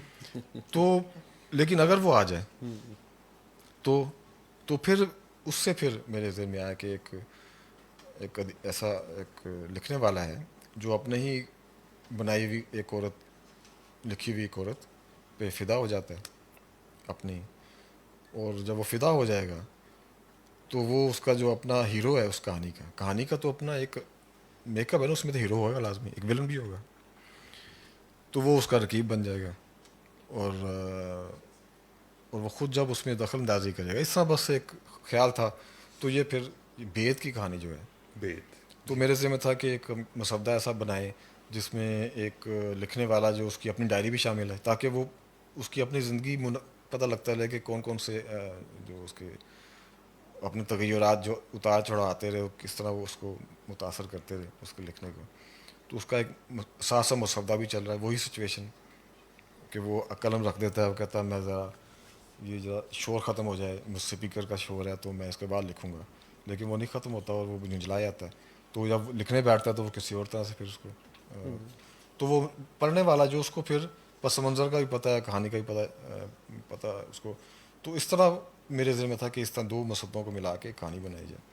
تو وہ پتہ نہیں اب اس طرح بنی نہیں. میرا ذاتی خیال ہے ایک لکھا تو گیا، اس میں نے محنت بھی کی، لیکن وہ جس طرح ایک میرا ذاتی خیال ہے کہ اس کو ہونا چاہیے تھا، وہ میں نے خود پڑھا بعد میں، تو مجھے جس طرح میں نے اس کو فیل کیا تھا اس کردار کی تکلیف کو، وہ اس طرح اس میں نہیں آ سکا. لیکن کوئی بات نہیں، اسے ریوائز کرتے رہیں گے، پھر بہتر صورت میں آ جائے گا. ہاں، یہ تو ظاہر ہے کہ وہ جو چیز آپ کے ذہن میں لیکن تھی، اس طرح آپ کی فیلنگز میں یہ تھی، کہانی بنی بیت کی. لیکن یہ بہت ڈفرینٹ ہے. ہاں جی جس انداز میں جی جی جی جتنا کمپلیکس آپ نے سچویشن لی ہے، جی جی. اور ظاہر ہے کہ اس کی ڈپکشن جو ہے اس سے پھر ایک اور خیال پیدا ہوا کہ اب وہ ایک گمشدہ مسودہ اور گمشدہ کردار کا ایک جو خیال ہے کہ اب وہ جو کردار ہے جس کو اس نے لکھا ہے رائٹر نے، وہ اب آزادانہ گھومتے پھرتے ہیں. کہانی تو ہے نا، کہانی کے اندر تو پوری دنیا ہے، کائنات ہے پوری، تو وہ آزادانہ گھومتے پھرتے ہیں. ان کے لیے وہ جو لکھنے والا ہے وہ اجنبی ہے، نوارد ہے، بلکہ وہ انٹروڈر ہے، تو اس کو وہ ناپسند کرتے ہیں وغیرہ. تو اب وہ اپنے آپ کو اس سے آزاد کرنے کے لیے ہے تو وہ کردار اس کو خود شعوری بھی ہے ان کو کہ بھی میں کردار ہوں، تو وہ پھر طے کرتے ہیں کہ ہم مسودہ لکھیں گے، ہم بھی لکھیں گے کوئی ناول، کوئی اپنی کہانی، تاکہ ہم اپنا جواز کر دیں، پیش کر دیں اور پھر آزاد ہو جائیں. پھر تو اس سے خیال پیدا ہوا کہ وہ جس نے پہلے لکھا مسودہ، تو وہ بھی اسی لیے لکھ رہا تھا، وہ بھی کسی مسودے کا کردار تھا، اس مسودے کا جس کو کسی نے لکھا تھا.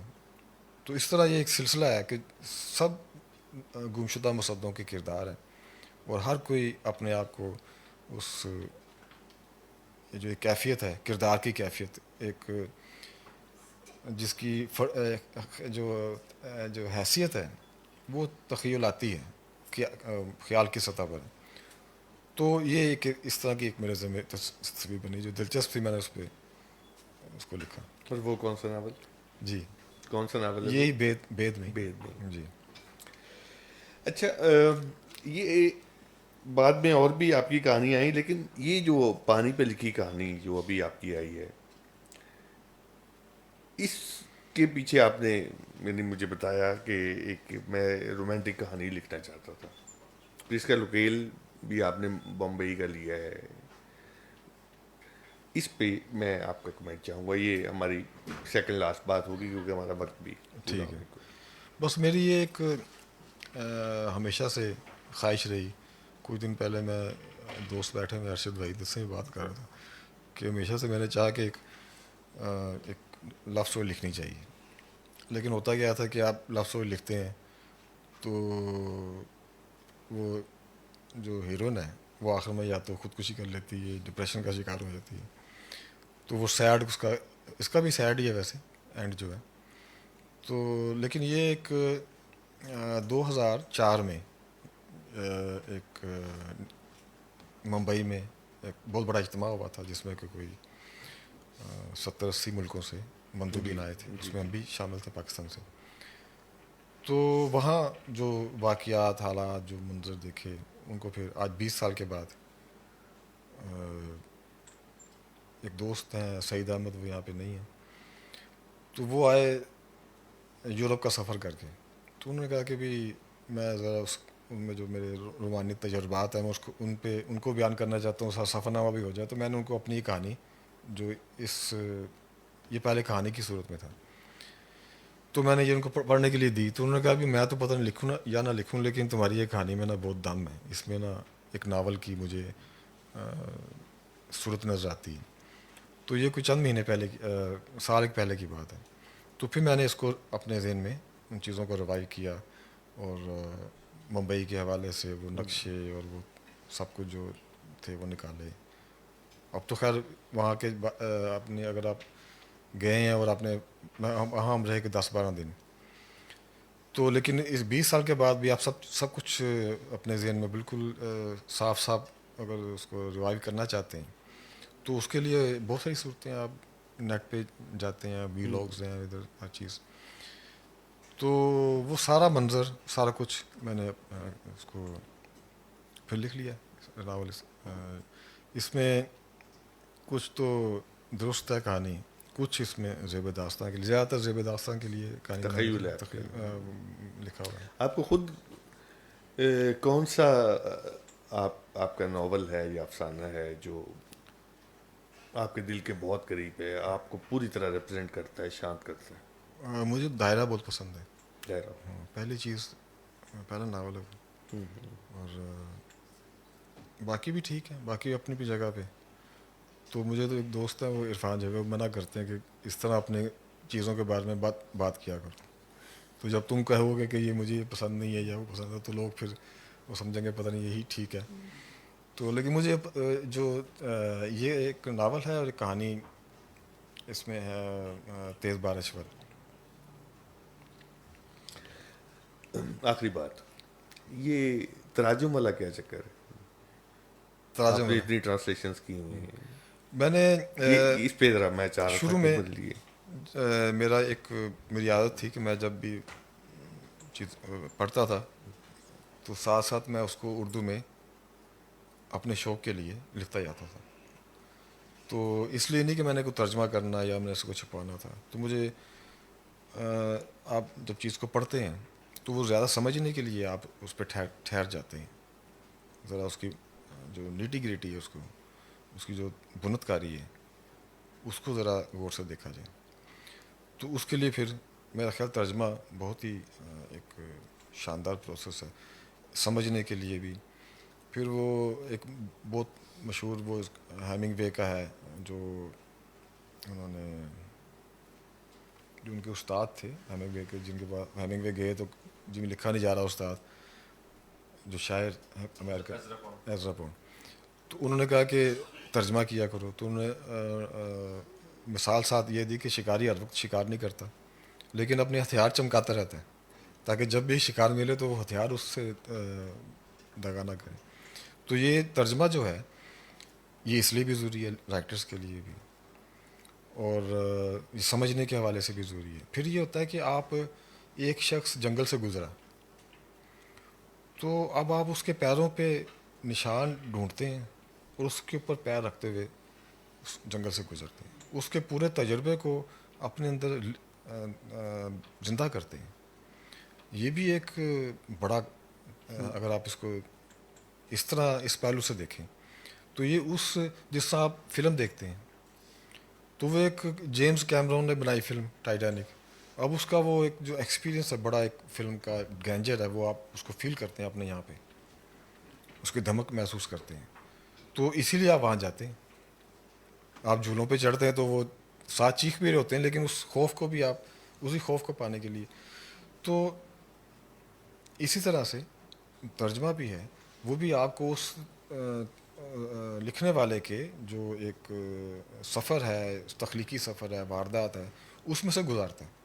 اور اس میں بڑا گرینجر ہوتا ہے, اس میں بڑی وہ سب کچھ آپ نہیں دیکھ پاتے, لیکن پھر بھی آپ وہ جو ایک تماشائی کا لطف ہے وہ آپ ضرور اٹھاتے ہیں, اور وہ پڑھنے سے بھی آ سکتے ہیں. لیکن ترجمے سے ہوتا ہے کہ وہ آپ پھر اہتمام کے ساتھ اس کی جو انر جو ایک اس میں سے گزرتے ہیں. مطلب کپڑے کو آپ نے دیکھا تو اس کی سلائی کے اندر جو ایک باریکی ہے کہ وہ ایک وہی جان سکتا ہے جو نیٹنگ کا کام جانتا ہے. قلم پکڑ کے لکھنا اور اس کا ترجمہ کرنا, کوئی ترجمہ بذات خود آپ پڑھ بھی رہے ہوتے ہیں, سوچ بھی رہے ہوتے ہیں, پھر لکھ بھی رہے ہوتے ہیں, ریویو بھی کر رہے ہوتے ہیں, تو یہ پروسیس بڑا ملٹی. پھر یہ سیکھنے کا عمل ہے. پھر یہ کہ آپ دیکھیں کہ ترجمہ جو ہے نا وہ ہمارے جیسے معاشرے میں وہ تو ایک کھڑکی ہے, آپ کھڑکی کھول دیتے ہیں. تو اب میں آج کل وہ اس کا مارکیز کا ترجمہ کیا ورشن میں, وہ اتنا خوبصورت ترجمہ بھی بڑا خوبصورت ہے, ناول تو ہے ہی اس کو بہت شاندار. تو اب وہ اس میں آپ جب گزرتے ہیں وہ اتنا متحرک اس کا بیانیہ ہے کہ آپ ہانپ جاتے ہیں اس میں باقاعدہ. اور وہ فریم ٹو فریم چلتا ہے, اس کی تکنیک یہ ہے. سانس لینے کی آپ کو نہ اس خود مہلت رکتا, نہ آپ کو مہلت لینے دیتا وہ, اتنا تیز بیانی ہے اس کا. تو یہ اس کی تکنیک ہے, یوسا وغیرہ اسی تکنیک پہ چلتے ہیں. تو ترجمے کے ذریعے آپ اس کو زیادہ گہرائی میں, ترجمے کے ذریعے آپ اس کانٹے کی چبھن بھی محسوس کرتے ہیں جو جنگل سے گزرتے ہوئے اس لکھنے والے کو کے تجربے میں آئی. تو اس لیے بھی ترجمہ. لیکن ترجمے کا ایک اور فائدہ بھی تھا مجھے کہ اس زمانے میں بے روزگاری تھی, تو ایک لاہور میں ہی کچھ دوست تھے جنہوں نے پبلشنگ ہاؤسز شروع کیے تھے, فکشن ہاؤس اور تخلیقات. تو ان کے ساتھ میں نے ترجمہ کا کام شروع کیا. تو وہ اچھے گڈ پے ماسٹر تھے. تو وہ ان مقام دیتا تھا تو اچھی یافت ہو جاتی تھی اس سے. تو یہ بھی ایک ذریعہ بنا ترجمے کا. لیکن اب تو میں ترجمے کے کام کو تھوڑا بہت سیکھ گیا, تو اب میں اپنے شوق سے کرتا ہوں. ابھی میں نے موراکامی کی کہانیاں, ہاروکی موراکامی کی کہانیاں میں نے ترجمہ کی ہیں. تو ان کی وہ مجھے لگتا تو ہے سیمی کمرشل سے لیکن کہانیوں میں ان کے ہاں ایک بہت جو محبت ہے نا, کہانی کے ساتھ محبت جو ہے, کہ کہانی بیان کرنے میں ان کو ایک جو مزہ آتا ہے وہ آپ پڑھنے میں بھی. آپ تو میں نے ان کی کہانیاں ترجمہ کی ہیں, تو اس کو میں ریوائز کر رہا ہوں, یہ اپنے شوق سے کی ہے. بہت شکریہ عاصم. دوستو, عاصم بٹ کو آپ نے سنا. ان کے ساتھ جب بھی میں نے گفتگو کی, اسٹیج شیئر کیا یا تنہائی شیئر کی, تو ان کا جو انداز بیان ہے اور جو زاویہ نظر ہے کہ جہاں پر یہ اپنی نظر ڈالتے ہیں اور پھر اس کو جیسے بیان کرتے ہیں, اس نے مجھے ہمیشہ متاثر کیا. میں نے آج کوشش یہ کی کہ میں کم سے کم مجھے بھی آپ سے نا بات کرنے کا ہمیشہ بہت مزہ آیا. بڑی عنایت. آپ ذہین آدمی ہیں. تو یہ آپ دیکھیں گے کہ انہوں نے ایسے بات کی, اور جتنی بھی بات کی میرے ذہن میں یہ تھا کہ نیا لکھنے والا جب اس پورے پروگرام کو آن لائن جا کے سنے, ایک دفعہ, 2 دفعہ, 3 دفعہ, تو اس سے یہ احساس ہو کہ میں نے کیا سیکھا ہے اس میں سے ایک رائٹر کی کو سن کر. تو گویا یہ انٹرویو جو ہے یہ ایک کتاب کی شکل اختیار کر جائے. آپ دوست کچھ بھی کہنا چاہیں, سننا چاہیں, سوال کرنا چاہیں, کمنٹ کرنا چاہیں, عاصم موجود ہیں. ہمارے پاس 15-20 منٹ ہے. صرف یہ ہے کہ آپ مائک لیجئے تاکہ آن لائن آپ کو دوست سن سکیں. عرفی کہہ رہے تھے. السلام علیکم جی. Thank you very much. بہت زبردست کنورسیشن رہی, اور میرے خیال سے وہی جو آپ نے کہا کہ ریکارڈنگ ہم 2-3 دفعہ سنیں تو ہمیں بہت کچھ اور بھی سیکھنے کو ملے گا, کیونکہ ایک وقت میں بیٹھ کر ہم ایک حد تک ایبزارب کر سکتے ہیں. جب کوئی کتاب کو بھی جب دوبارہ پڑھتے ہیں تو پھر اس میں بہت ساری اور چیزیں جو ہے وہ آپ کو ملتی ہیں. اچھا, میرے خیال سے بہت سارے لوگ لکھنے کی کوشش کرتے ہیں. بعض اوقات یہ کہا جاتا ہے کہ جب آپ ایک لکھنے کی خواہش ہوتی ہے لیکن شروعات نہیں ہو پاتی. اور اس میں کہتے ہیں کہ آپ جو ہے رینڈم لکھنا شروع کر دیں اور لکھتے لکھتے پھر آہستہ آہستہ جو ہے وہ اس کی ایک فارم بنتی جائے گی آگے سے آگے. آپ کا جو ہے وہ کیا طریقہ رہا, آپ کس طرح کتاب شروع کرتے ہیں؟ نہیں میں آپ کو مشورہ بھی دے سکتا ہوں کہ کس طرح کتاب لکھی جاتی ہے. دیکھیں لکھنے کے لیے نا لکھنا ایک ایسی عمارت ہے جو کہ پڑھنے کی بنیاد پہ قائم ہوتی ہے. تو میرا خیال ہے مطالعہ جو ہے وہ بہت ضروری ہے. اور مجھے یاد ہے کسی استاد نے کسی سینئر آدمی نے کہا تھا کہ اگر آپ ایک صفحہ لکھنا چاہتے ہیں تو کم از کم 20 صفحے آپ پڑھیں. تو اس حساب سے اگر آپ 100 صفحہ لکھیں 1000 صفحہ لکھیں کوئی مسئلہ نہیں, لیکن 20 کی قیمت آپ دیتے رہیں اس کی پہلے. تو یہ تو کم از کم ہے, لیکن مطالعہ بہت ضروری ہے. اور مطالعے سے کیا ہوتا ہے کہ دیکھیں مطالعے سے بہت طرح کی تربیت ہو رہی ہوتی ہے. مثلاً میں بات کرتا ہوں تو اس میں جملہ جو ہے نا وہ صرف و نحو کے مطابق نہیں ہوتا, گرامیٹیکلی ٹھیک نہیں ہوتا. تو لیکن جب لکھتے ہیں آپ تو اس میں نہ صرف جملہ گرامر کے مطابق ٹھیک ہوتا ہے بلکہ اس میں جو میں پورا اپنا خیال پیش کر رہا ہوں وہ بھی ایک لاجیکل فریم ورک میں ہوتا ہے. کس طرح اس کو میں نے اس کی صراحت کرنی ہے, کس طرح اس کو پورا سر بنانا ہے تاکہ وہ آسانی سے ہضم ہو سکے. تو یہ تربیت آپ یہ بھی لے رہے ہوتے ہیں اور اس کا اثر آپ کی شخصیت پہ ہو رہا ہوتا ہے. آپ کی شخصیت میں وہی تنظیم پیدا ہو رہی ہوتی ہے, وہی ایک تاثیر, وہی ایک معنویت پیدا ہو رہی ہوتی ہے جب آپ سوچتے ہیں, سوچنے میں, آپ کے بات کرنے میں. تو یہ سب آپ مطالعے سے لے رہے ہوتے ہیں. بظاہر یہ بات نہیں کہی جاتی لیکن یہ بالکل آپ کی تربیت ہو رہی ہوتی ہے, آپ کی نہیں بلکہ تمام جو لکھنے والے ان کی. تو یہ تو ہے عام قاری کی تربیت. لیکن لکھنے والا جو دوسرا اگلا لکھنے والا, یہ بیماری منتقل بھی تو ہوتی ہے نا, تو اس کو بھی لکھنے کا وہ لکھ ہی نہیں سکتا جب تک اس کے پاس الفاظ کا یا الفاظ کو پیش کرنے کے طریقوں کا ایک بڑا ذخیرہ دماغ میں نہ ہو. آپ کو پتہ ہونا چاہیے کہ کس طرح کے ایکسپریشن کو کس طرح کی سچویشن کو کس طرح مختلف لوگوں نے پیش کیا, اور وہ سارا مطالعے سے آپ کو آتا ہے. تو مطالعہ بہت ضروری ہے. لیکن وہ جو بات بعض کر اوقات رہی یہ ہیں ہوتا ہے کہ آپ بلکہ میں تو یہ کرتا ہوں کہ لکھنے سے پہلے کچھ وقت جو ہوتا ہے, ایک جو آدھا گھنٹہ 1 گھنٹہ, وہ میں مطالعے میں کے لیے فکس کیا ہوں. یہ دیکھیں ایک ہوتی تیاری. تو جو لکھنے والے ہیں ابھی اسی بیٹھے ہوئے ہیں, تو ایک تیاری کا عمل ہوتا ہے. آپ نماز پڑھتے ہیں, اس سے پہلے آپ صاف کپڑے پہنتے ہیں, وضو کرتے ہیں, جائے نماز بجاتے ہیں, قبلے کی طرف منہ کرتے ہیں, یہ سب تیاری ہے. تو اسی طرح سے لکھنے کی بھی تیاری ہوتی ہے, ہر کام کی تیاری ہوتی ہے, جسے آپ وارم اپ کرنا بھی کہتے ہیں. تو اسی تیاری کا حصہ ہے لکھنا بھی. تو میں بھی پڑھنا بھی. تو میں تو یہ کرتا ہوں کہ اگر مجھے مطالعہ کرتے ہیں آپ. دماغ میرا خالی ہے یا مجھے کوئی نقطہ نہیں سوچ رہا تو میں پھر پڑھتا ہوں چیزوں کو. تو اس سے آپ کے دماغ کے اندر کی مشینری جو ہے نا اس کے اندر تھوڑا سا گریس کا کام بھی کر رہا ہوتا ہے, تو وہ حرکت کرتی ہے. اور آپ کو میرے خیال وہ ایک کہہ رہی تھی کہ مثلا یہ مارکیز نے بھی کہا ہے کہ وہ پہلا جملہ اس کی یہ بھی ہے, تلاش, یہ وہ بھی ہاں, یہ بھی کتنے صفحے وہ اس کے بھر دیتا ہے بن کے خالی کاغذوں کے, کہ لیکن وہ پہلا جملہ جو ہے جہاں سے پھر آپ چل پڑتے ہیں. وہ ایک اگلی سطح ہے. وہ تو بہت اور طرح کی کا ایکسپیرئنس ہے. تو وہ میں نے ان کی جو کتاب ہے فریگرنس آف گوا, اس میں وہ بیان کرتے ہیں. تو کہتے ہیں میں بہت ہمیشہ سے یہ لکھنا چاہ رہا تھا, یہ 100 Years of Solitude.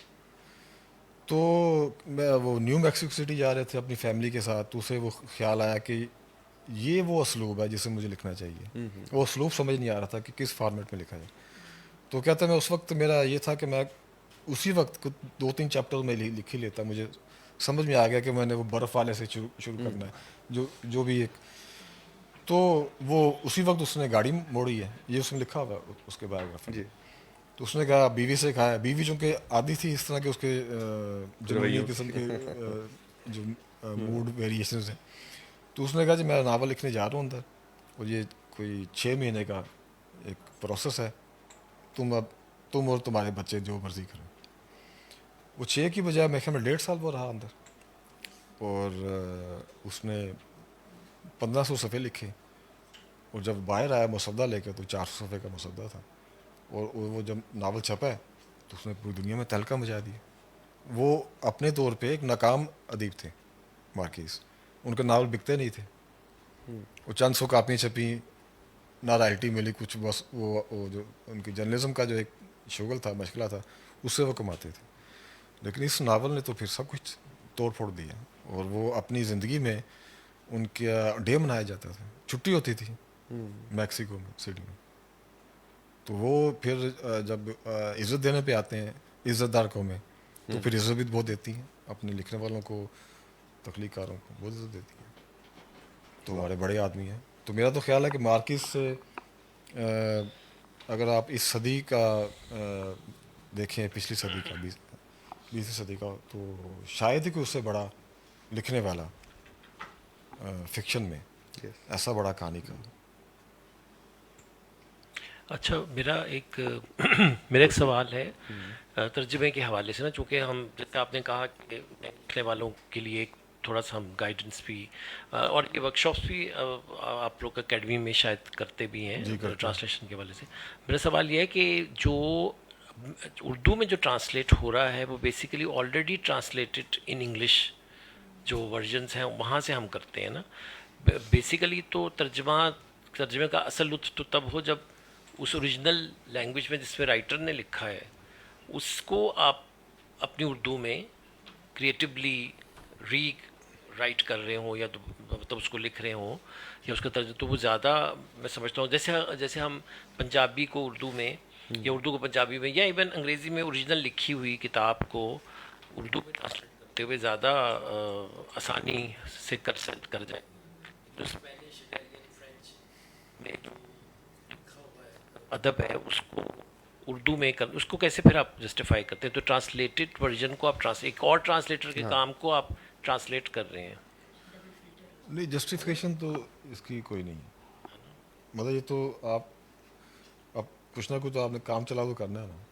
سب سے بہتر صورت تو یہ ہے، صفدر بیٹھے ہوئے ہیں، یہ بھی ترجمے کے حوالے سے ان کی کتابیں ہم نے بھی چھاپی ہیں، تو بہتر تو یہ ہے کہ اسی زبان سے ترجمہ ہو جس زبان میں وہ لکھا گیا، تو یہ تو آئیڈیل صورت ہے۔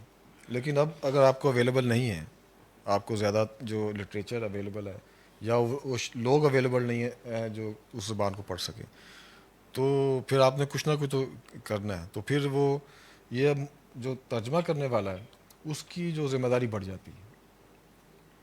تو میں اپنا جو ایکسپیرینس ہے میں بتاتا ہوں آپ کو کہ جو میں نے کتابیں کی، تو میں کیا کرتا ہوں کہ اگر جیسا موراکامی ہے یا اور لوگ ہیں، تو اس کے جتنے بھی انگریزی میں ترجمے ہوئے ہیں وہ سارے میں اکٹھے کر لیتا ہوں، جتنے اویلیبل مجھے ہو سکیں، 3 4۔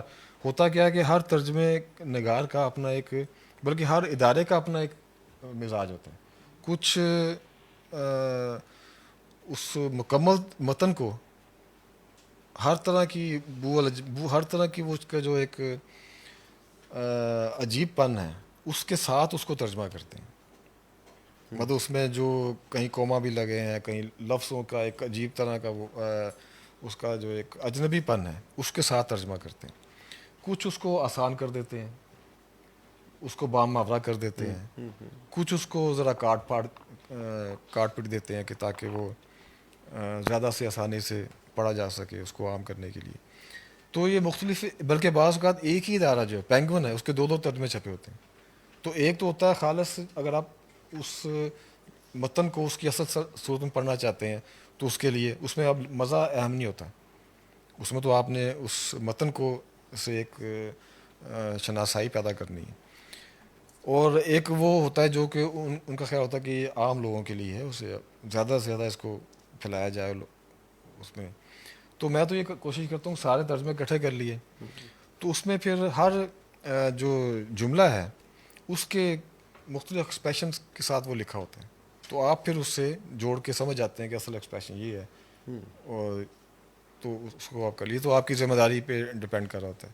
ترجمے کے حوالے سے بھی پھر آگے بہ فکر مختلف ہیں، وہ بھی ایک لمبی بات ہے پھر. لیکن یہ آپ نے یہ صحیح کہا کہ آپ کمپیریٹیو اسٹڈی کے ساتھ، لیکن پھر آپ کا اپنے احساسات بھی تو ہے نا، آپ کی اپنی فیلنگز ہیں، آپ کی جی اپنی ایبیلٹی ہے، آپ کا اپنا مائنڈ سیٹ ہے جی جس اس کے طرح ساتھ آپ پھر آپ اس خود لائن کو بناتے ہیں. اگر کاریگر آدمی ہیں، کاریگر سے مراد کہ اگر آپ خود وہ تخلیق کے ادب سے وابستہ ہیں، اس کا تجربہ رکھتے ہیں، تو پھر آپ جب اس کو ترجمہ کرتے ہیں تو آپ اس کی پیچیدگیوں کو کچھ بہتر طور پہ سمجھ رہے ہوتے ہیں بنسبت اس شخص کے جو کہ خود تخلیق کار اس شغل سے وابستہ نہیں ہے، Yes. اس کی نسبت. صحیح.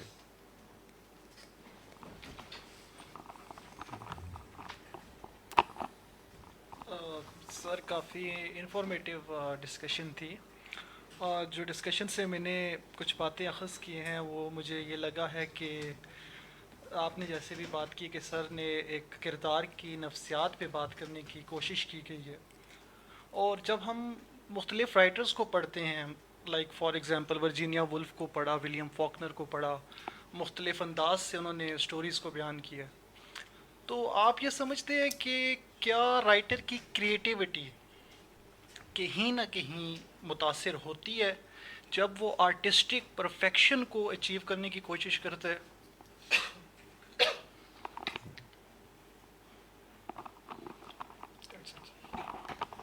یہ سوال تھوڑا دہرائیں گے آپ تھوڑا سا؟ ہاں. سر میں یہ کہنا چاہتا ہوں کہ جب آپ مختلف انداز سے کہانی کو بیان کرنے کی کوشش کرتے ہیں تھرو ڈفرینٹ نیریٹو ٹیکنیکس، اور آپ کا writing is a creative process, اور آپ کے ذہن میں کہیں نہ کہیں سٹوری کریٹ ہو رہی ہوتی ہے، اور جب آپ اس کو ایک نیریٹو پرفیکشن یا جسے ہم کہتے ہیں آرٹسٹک پرفیکشن کو اچیو کرنے کی کوشش کرتے ہیں، تو کیا رائٹر کی لکھائی کہیں نہ کہیں متاثر ہوتی ہے؟ جو ہوتی ہے. اور لیکن یہ جو ہے نا اپنے آپ کو پرفیکشنسٹ ہونا، یہ بھی بیماری ہے. مطلب یہ بڑھتی ہے عمر کے ساتھ ساتھ. جو پرفیکشنسٹ ہیں، مثلا مثال میں دوں گا، پیچھے پڑھ رہا تھا میں اس کا عامر خان کے بارے سے پڑھ رہا تھا کہ وہ اس نے پی کے فلم تھی اس کی، جی. وہ بناتے ہوئے 800 پان کھائے، صرف اس لیے کہ وہ جو منہ چلانا ہوتا ہے نا پان کھاتے ہوئے، تو وہ یہ تاثر نہ بنے کسی کو، دیکھنے والے کو یہ تاثر نہ آئے کہ یہ اس نے ابھی 4-5 پان کھائے ہیں، کوئی طریقہ نہیں پان کھانے کا. تو اس کو اپنے منہ کو اس کا عادی بنانے کے لیے 800 پان اس نے کھائے. تو یہ ایک مثال ہے چھوٹی، اور بھی کئی مثالیں دی جا سکتی ہیں. لیکن یہ پرفیکشن جو ہے نا اس کا جی کچھ جو خواہش ہے، یہ بھی ایک بیماری کی طرح ہوتی ہے. میرا تو ذاتی خیال یہ ہے کہ آپ دروازہ بند کر کے آ گئے، لیکن آپ کو کھٹکا پھر بھی لگا ہوا ذہن میں کہ شاید کنڈی تھوڑی سی نیچے رہ گئی تھی، نہیں، تو بار بار آپ اس جاتے ہیں، بار بار اس کو ریوائز کرتے ہیں، اور اتفاق ایسا ہے کہ آپ کو ہر دفعہ کوئی نہ کوئی بگ مل جاتا ہے اس میں، کوئی نہ کوئی ایسی بات مل جاتی ہے کہ یار یہ تو رہ جاتی تو بڑی شرمندگی ہوتی. تو آپ اس کو ریوائز کرتے رہتے ہیں، حتیٰ کہ آپ چھپنے کے بعد بھی چیزوں کو ریوائز کرتے تھے. ہمارے ہاں بیدی صاحب تھے، تو منٹو ان کے بہت خلاف تھے اس بات کے کہ یار یہ کیا مذاق ہے، تم لکھتے ہوئے بھی بدلتے رہتے ہو. لکھنے کے بعد اور پھر وہ ان کا مکالمہ ہوا، تو انہوں نے کہا منٹو تم نہ لکھتے ہوئے سوچتے ہو، نہ لکھنے کے بعد نہ پہلے. تو اس نے منٹو نے کہا کہ تم تو لکھنے کے بعد بھی سوچتے رہتے ہو، پہلے بھی سوچتے رہتے ہو، اور چیزوں کو بدلتے رہتے ہو. تو ان کا دونوں مختلف طرح سے دو طرح کے رویے ہیں تخلیق کاروں میں. تو میرا بیدی صاحب سے زیادہ ہم ان کے سائڈ سے تعلق رکھتے ہیں. نہیں ہمیشہ یہ تو اس میں فرق پڑتا ہے، بالکل فرق پڑتا ہے. جو آپ کی پہلی تحریر ہوتی ہے نا، اس میں ایک خام پن کی خوشبو ہوتی ہے، جسے منی نیازی صاحب نے کہا تھا بچے کے کچے دودھ کی جو خوشبو ہوتی ہے، مہک ہوتی ہے. تو وہ ایک خام پن جو ہوتا ہے وہی پرفیکشن کو کھلتا ہے زیادہ، حالانکہ وہی اس کی خوبصورتی ہے. اس کا ہلکا ہلکا سا آپ دیکھیں، یہ جو اچھی پینٹنگ ہے آئل پینٹ، اس پہ آپ ہاتھ لگائیں نا اس طرح، تو اس کا ایک کھردرا پن ہوتا ہے، یہ اس کے خالص پن اصلی پن کی ہے. لیکن وہ جو ایک پرفیکشنسٹ ہے وہ اس کو کھردرے پن کو بھی ہموار کرنا چاہتا ہے, وہ بھی اس کو اس میں بھی اس کو نقص نظر آ رہتے ہیں. تو فرق پڑتا ہے, لیکن میرا خیال ان دونوں کے درمیان میں ہے کہ یہی بھی ہم بات کر رہے تھے اس دن کہ بہت بڑی کمی جو ہے اچھے ہمارے لکھنے والوں میں وہ اپنے آپ کو ریوائز نہ کرنے کی کمی ہے, وہ ریوائز نہیں کرتے. دیکھیے اچھا جو لکھنے والا ہے وہ عبداللہ حسین ایک دفعہ کے حوالے سے میں نے یہ مجھ تک بات پہنچی کہ اچھا لکھنے والا لکھتا نہیں ہے, وہ ریوائز کرتا اپنے آپ کو, doesn't write but rewrite. تو اصل کام تو آپ دیکھیں ناول ہے, یہ اصل ابھی میں ان سے بات کر رہا تھا کہ اصل جو ناول لکھنے کا کام تو ناول لکھنے کے بعد شروع ہوتا ہے. ایک تو لکھ لیا آپ نے, وہ تو ایک سیلاب کی طرح تھا, اس نے سب کو بہا کے آپ جو کچھ آپ کے ذہن میں آپ لکھتے گئے 5 مہینے میں 6 میں سال میں. اس کے بعد اس کی جو کانٹ چھانٹ ہے اس میں سے جھاڑیوں کو آپ نے نکالنا ہوتا ہے, گار کو نکالنا ہوتا ہے, اس میں جو کام کی چیز ہے. جو ناول پڑھنے والا ہے, جو پڑھنے والا ہے, اچھا جو لکھنے والا ہے, وہ پڑھنے والے کو ایک گارنٹی دیتا ہے کہ میں تمہیں وہ جھاڑ جھنکار نہیں تمہیں دوں گا, تم مطمئن رہو. تو وہ اس کو برانڈ بن جاتا ہے نا اس کا, وہ پتہ تھا بھی یہ چاہے کیسی چیز ہو لیکن جھاڑ جھنکار وہ گار جو ہوتی ہے وہ نہیں دے گا مجھے, تو یہ صاف سب کرے گا. تو ریوائز کرنا بہت ضروری ہے اپنے آپ کو, اپنی تحریر کو بار بار, اور اس کو لیو کرنا. لیو کیے نہیں جا سکتا جب تک ریوائز نہیں کریں گے. تو یہ میں اکثر جو ہمارے ساتھ کے لکھنے والے ہیں جو نئے آتے ہیں, بعض کا ہوتا ہے کہ بہت اچھی چیز ہے, ایک چیز ہے پڑھتا ہوں تو وہ لگتا ہے کہ بہت اچھا لکھا ہوا ہے, لیکن اگر اس کو ریوائز کیا جاتا, اگر اس میں تھوڑی سی کانٹ چھانٹ کر لی جاتی, ایڈٹ کر لیا جاتا. ایڈیٹنگ کا یہاں پہ کوئی تصور نہیں ہے ہمارے یہاں, اور دوسرے ملکوں میں تو ایون مارکیٹس کو بھی ایڈٹ کیا جاتا ہے, وہ کبھی اعتراض نہیں کرتے کیونکہ پتہ ہے کہ ایڈٹ کی ضرورت ہے. وہ خود بھی کرتے رہتے ہیں لیکن ان کو وہ پھر بھی مطمئن نہیں ہوتے, اور وہ پبلشر کے ایڈیٹر بھی ان کو ایڈٹ کرتے ہیں.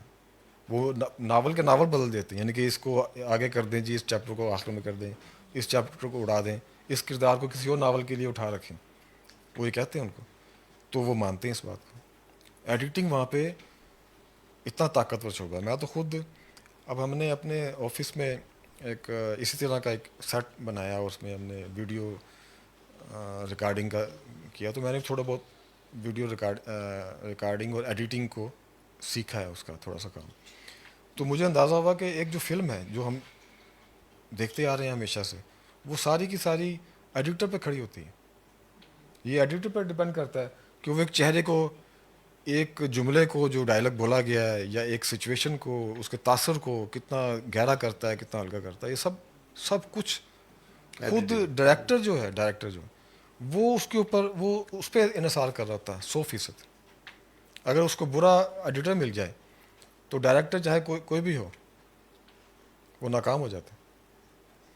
تو ایڈیٹنگ بہت ضروری ہے, وہ ہمارے یہاں بہت کم ہے, وہ نہ ہونے کے برابر ہے. وہ پھر یہ لکھنے والے پہ یہ اب انحصار ہے, یا نئے لکھنے والے کو چاہیے کہ وہ اپنے آپ کو بہت زیادہ رندہ پھیریں. وہ چیزلنگ کرتا ہے, رندہ پھیرنا پڑتا ہے آپ کو تاکہ لکڑی ہموار ہو, وہ بہت زیادہ ضرورت ہے. سر آپ نے اپنے ایک سوال کے جواب میں کہا شروع میں کہ آپ کا سفر شاعری سے شروع ہوا, لیکن بعد میں آپ کو لگا کہ یہ ڈیمانڈنگ ہے تو آپ نثر کی طرف آ گئے. تو آپ نے نثر کو کچھ زیادہ آسان نہیں لے لیا؟ اینڈ اف اٹ از سو, معیاری نثر تخلیق کی جا سکتی ہے بمقابلہ شاعری؟ ٹھیک بات ہے. نہیں, یہ سوچ کے تو میں نے نثر کوئی بھی نہیں آتا. آپ کا اپنا مزاج ہوتا ہے. اگر آپ کا شعری مزاج نہیں ہے تو آپ لاکھ زور لگا لیں, آپ شاعری نہیں کر سکتے. تو اسی طرح سے جو نثر کی بات نہیں کر رہا, میں فکشن کی بات کر رہا ہوں. فکشن کا نگار کا اپنا مزاج ہوتا ہے بالکل, یعنی تکنیک کی بات نہیں میں کر رہا, میں مزاج کی بات کر رہا ہوں. مثلا دیکھیں شاعر جو ہے اس کا جو پرکار ہے نا, اس کی جو نوک ہے وہ اس کی اپنی ذات پہ ہوتی ہے. مطلب اپنی ذات کے اوپر نوک رکھتا ہے, پھر پرکار کو گھماتا ہے اس طرح. تو وہ کہتا ہے دیکھو میں اس طرح دیکھ رہا ہوں, میں اس طرح محسوس کرتا ہوں, میں اس طرح چاہتا ہوں, میرے ساتھ یہ بیتی, میرے ساتھ یہ ہونا چاہیے, نرگسیت کا جو بھی لیول ہے. نرگسیت کے علاوہ بس اس کی اپنی ذات اس کا محور ہے. اس کے بالکل الٹ فکشن ہے. وہ جب تک اپنی نفی ذات کی ایک مکمل اس سطح پہ نہیں پہنچ جاتا جو کہ صوفیہ کی سطح ہے، وہ کردار کو نہ پہن سکتا ہے، نہ وہ کردار کو اوڑھ سکتا ہے، نہ کردار کو لیو کر سکتا ہے. تو وہ جتنا اپنے آپ کو شننے کی کیفیت میں لے آئے گا، خالی کی کیفیت میں لے آئے گا، ایمٹی مین بن جائے گا، اتنا ہی وہ زیادہ بہتر طور پہ اس کردار کو اپنے اندر حلول کر، یا اس کے کردار کے اندر حلول کر جائے گا. اور یہ بالکل ایک اداکار کی طرح ہوتا ہے. آپ دیکھیں اچھا اداکار بھی جو ہے وہ پہلے اپنے آپ کو مائنس کرتا ہے. یہ بھی وہ صوفیانہ ایک درجہ ہے، بالکل مائنس کرتا ہے، اور پھر وہ کردار جاگتا ہے اس کے اندر. تو یہ مزاج کی بات ہے. اب اگر آپ کا مزاج شاعرانہ ہے تو آپ فکشن نہیں لکھ سکتے، فکشن بھی آپ خراب ہی کریں گے پھر. تو اگر آپ کا مزاج ہے یہ فکشن کا، تو پھر آپ شاعری کرنے کی کوشش کرتے ہیں تو آپ شاعری کو خراب کریں گے. تو یہ بہت ضروری ہے کہ آپ اپنی پہچان ہو. دائے کیا تھا وہ جو آکسفورڈ کے باہر لکھا ہوا، جو اپالو کے مندر کے باہر لکھا ہوا، دائی نو یور سیلف، نو دائی سیلف. تو یہ جاننا بہت ضروری ہے کہ آپ جانیں کہ آپ کیا ہیں. تو جب آپ یہ جان لیتے ہیں تو پھر اس کے مطابق چلیں. ٹھیک ہے جناب، بہت شکریہ. میرا خیال ہے بات مکمل ہو گئی. آپ سب دوستوں کا بہت شکریہ. یہاں مبشر میر صاحب آئے ہوئے ہیں، افسانہ نگار بھی ہیں، مترجم بھی ہیں، الفی صاحب آئے ہیں، فروخ آئے ہیں، ارشد وحید ہیں، جہانگیر عمران ہیں، سبتر ہیں. تو رونق ہو گئی آپ سے، اور آپ کی گفتگو نے تو کمال دوستوں کر کا دیا. بہت شکریہ اتنی دور آئے. میں تو خود یہاں پہ آیا ہوں جہانگیر کے ساتھ، تو میں کہہ رہا تھا کہ کافی سفر کر کے آنا پڑتا ہے. سفر کر کے آنا. تو جو لوگ آئے ہیں یہاں پہ تو میں تو ان کا بہت شکر گزار ہوں. بہت شکریہ. یہیں ختم کرتے ہیں. Thank you.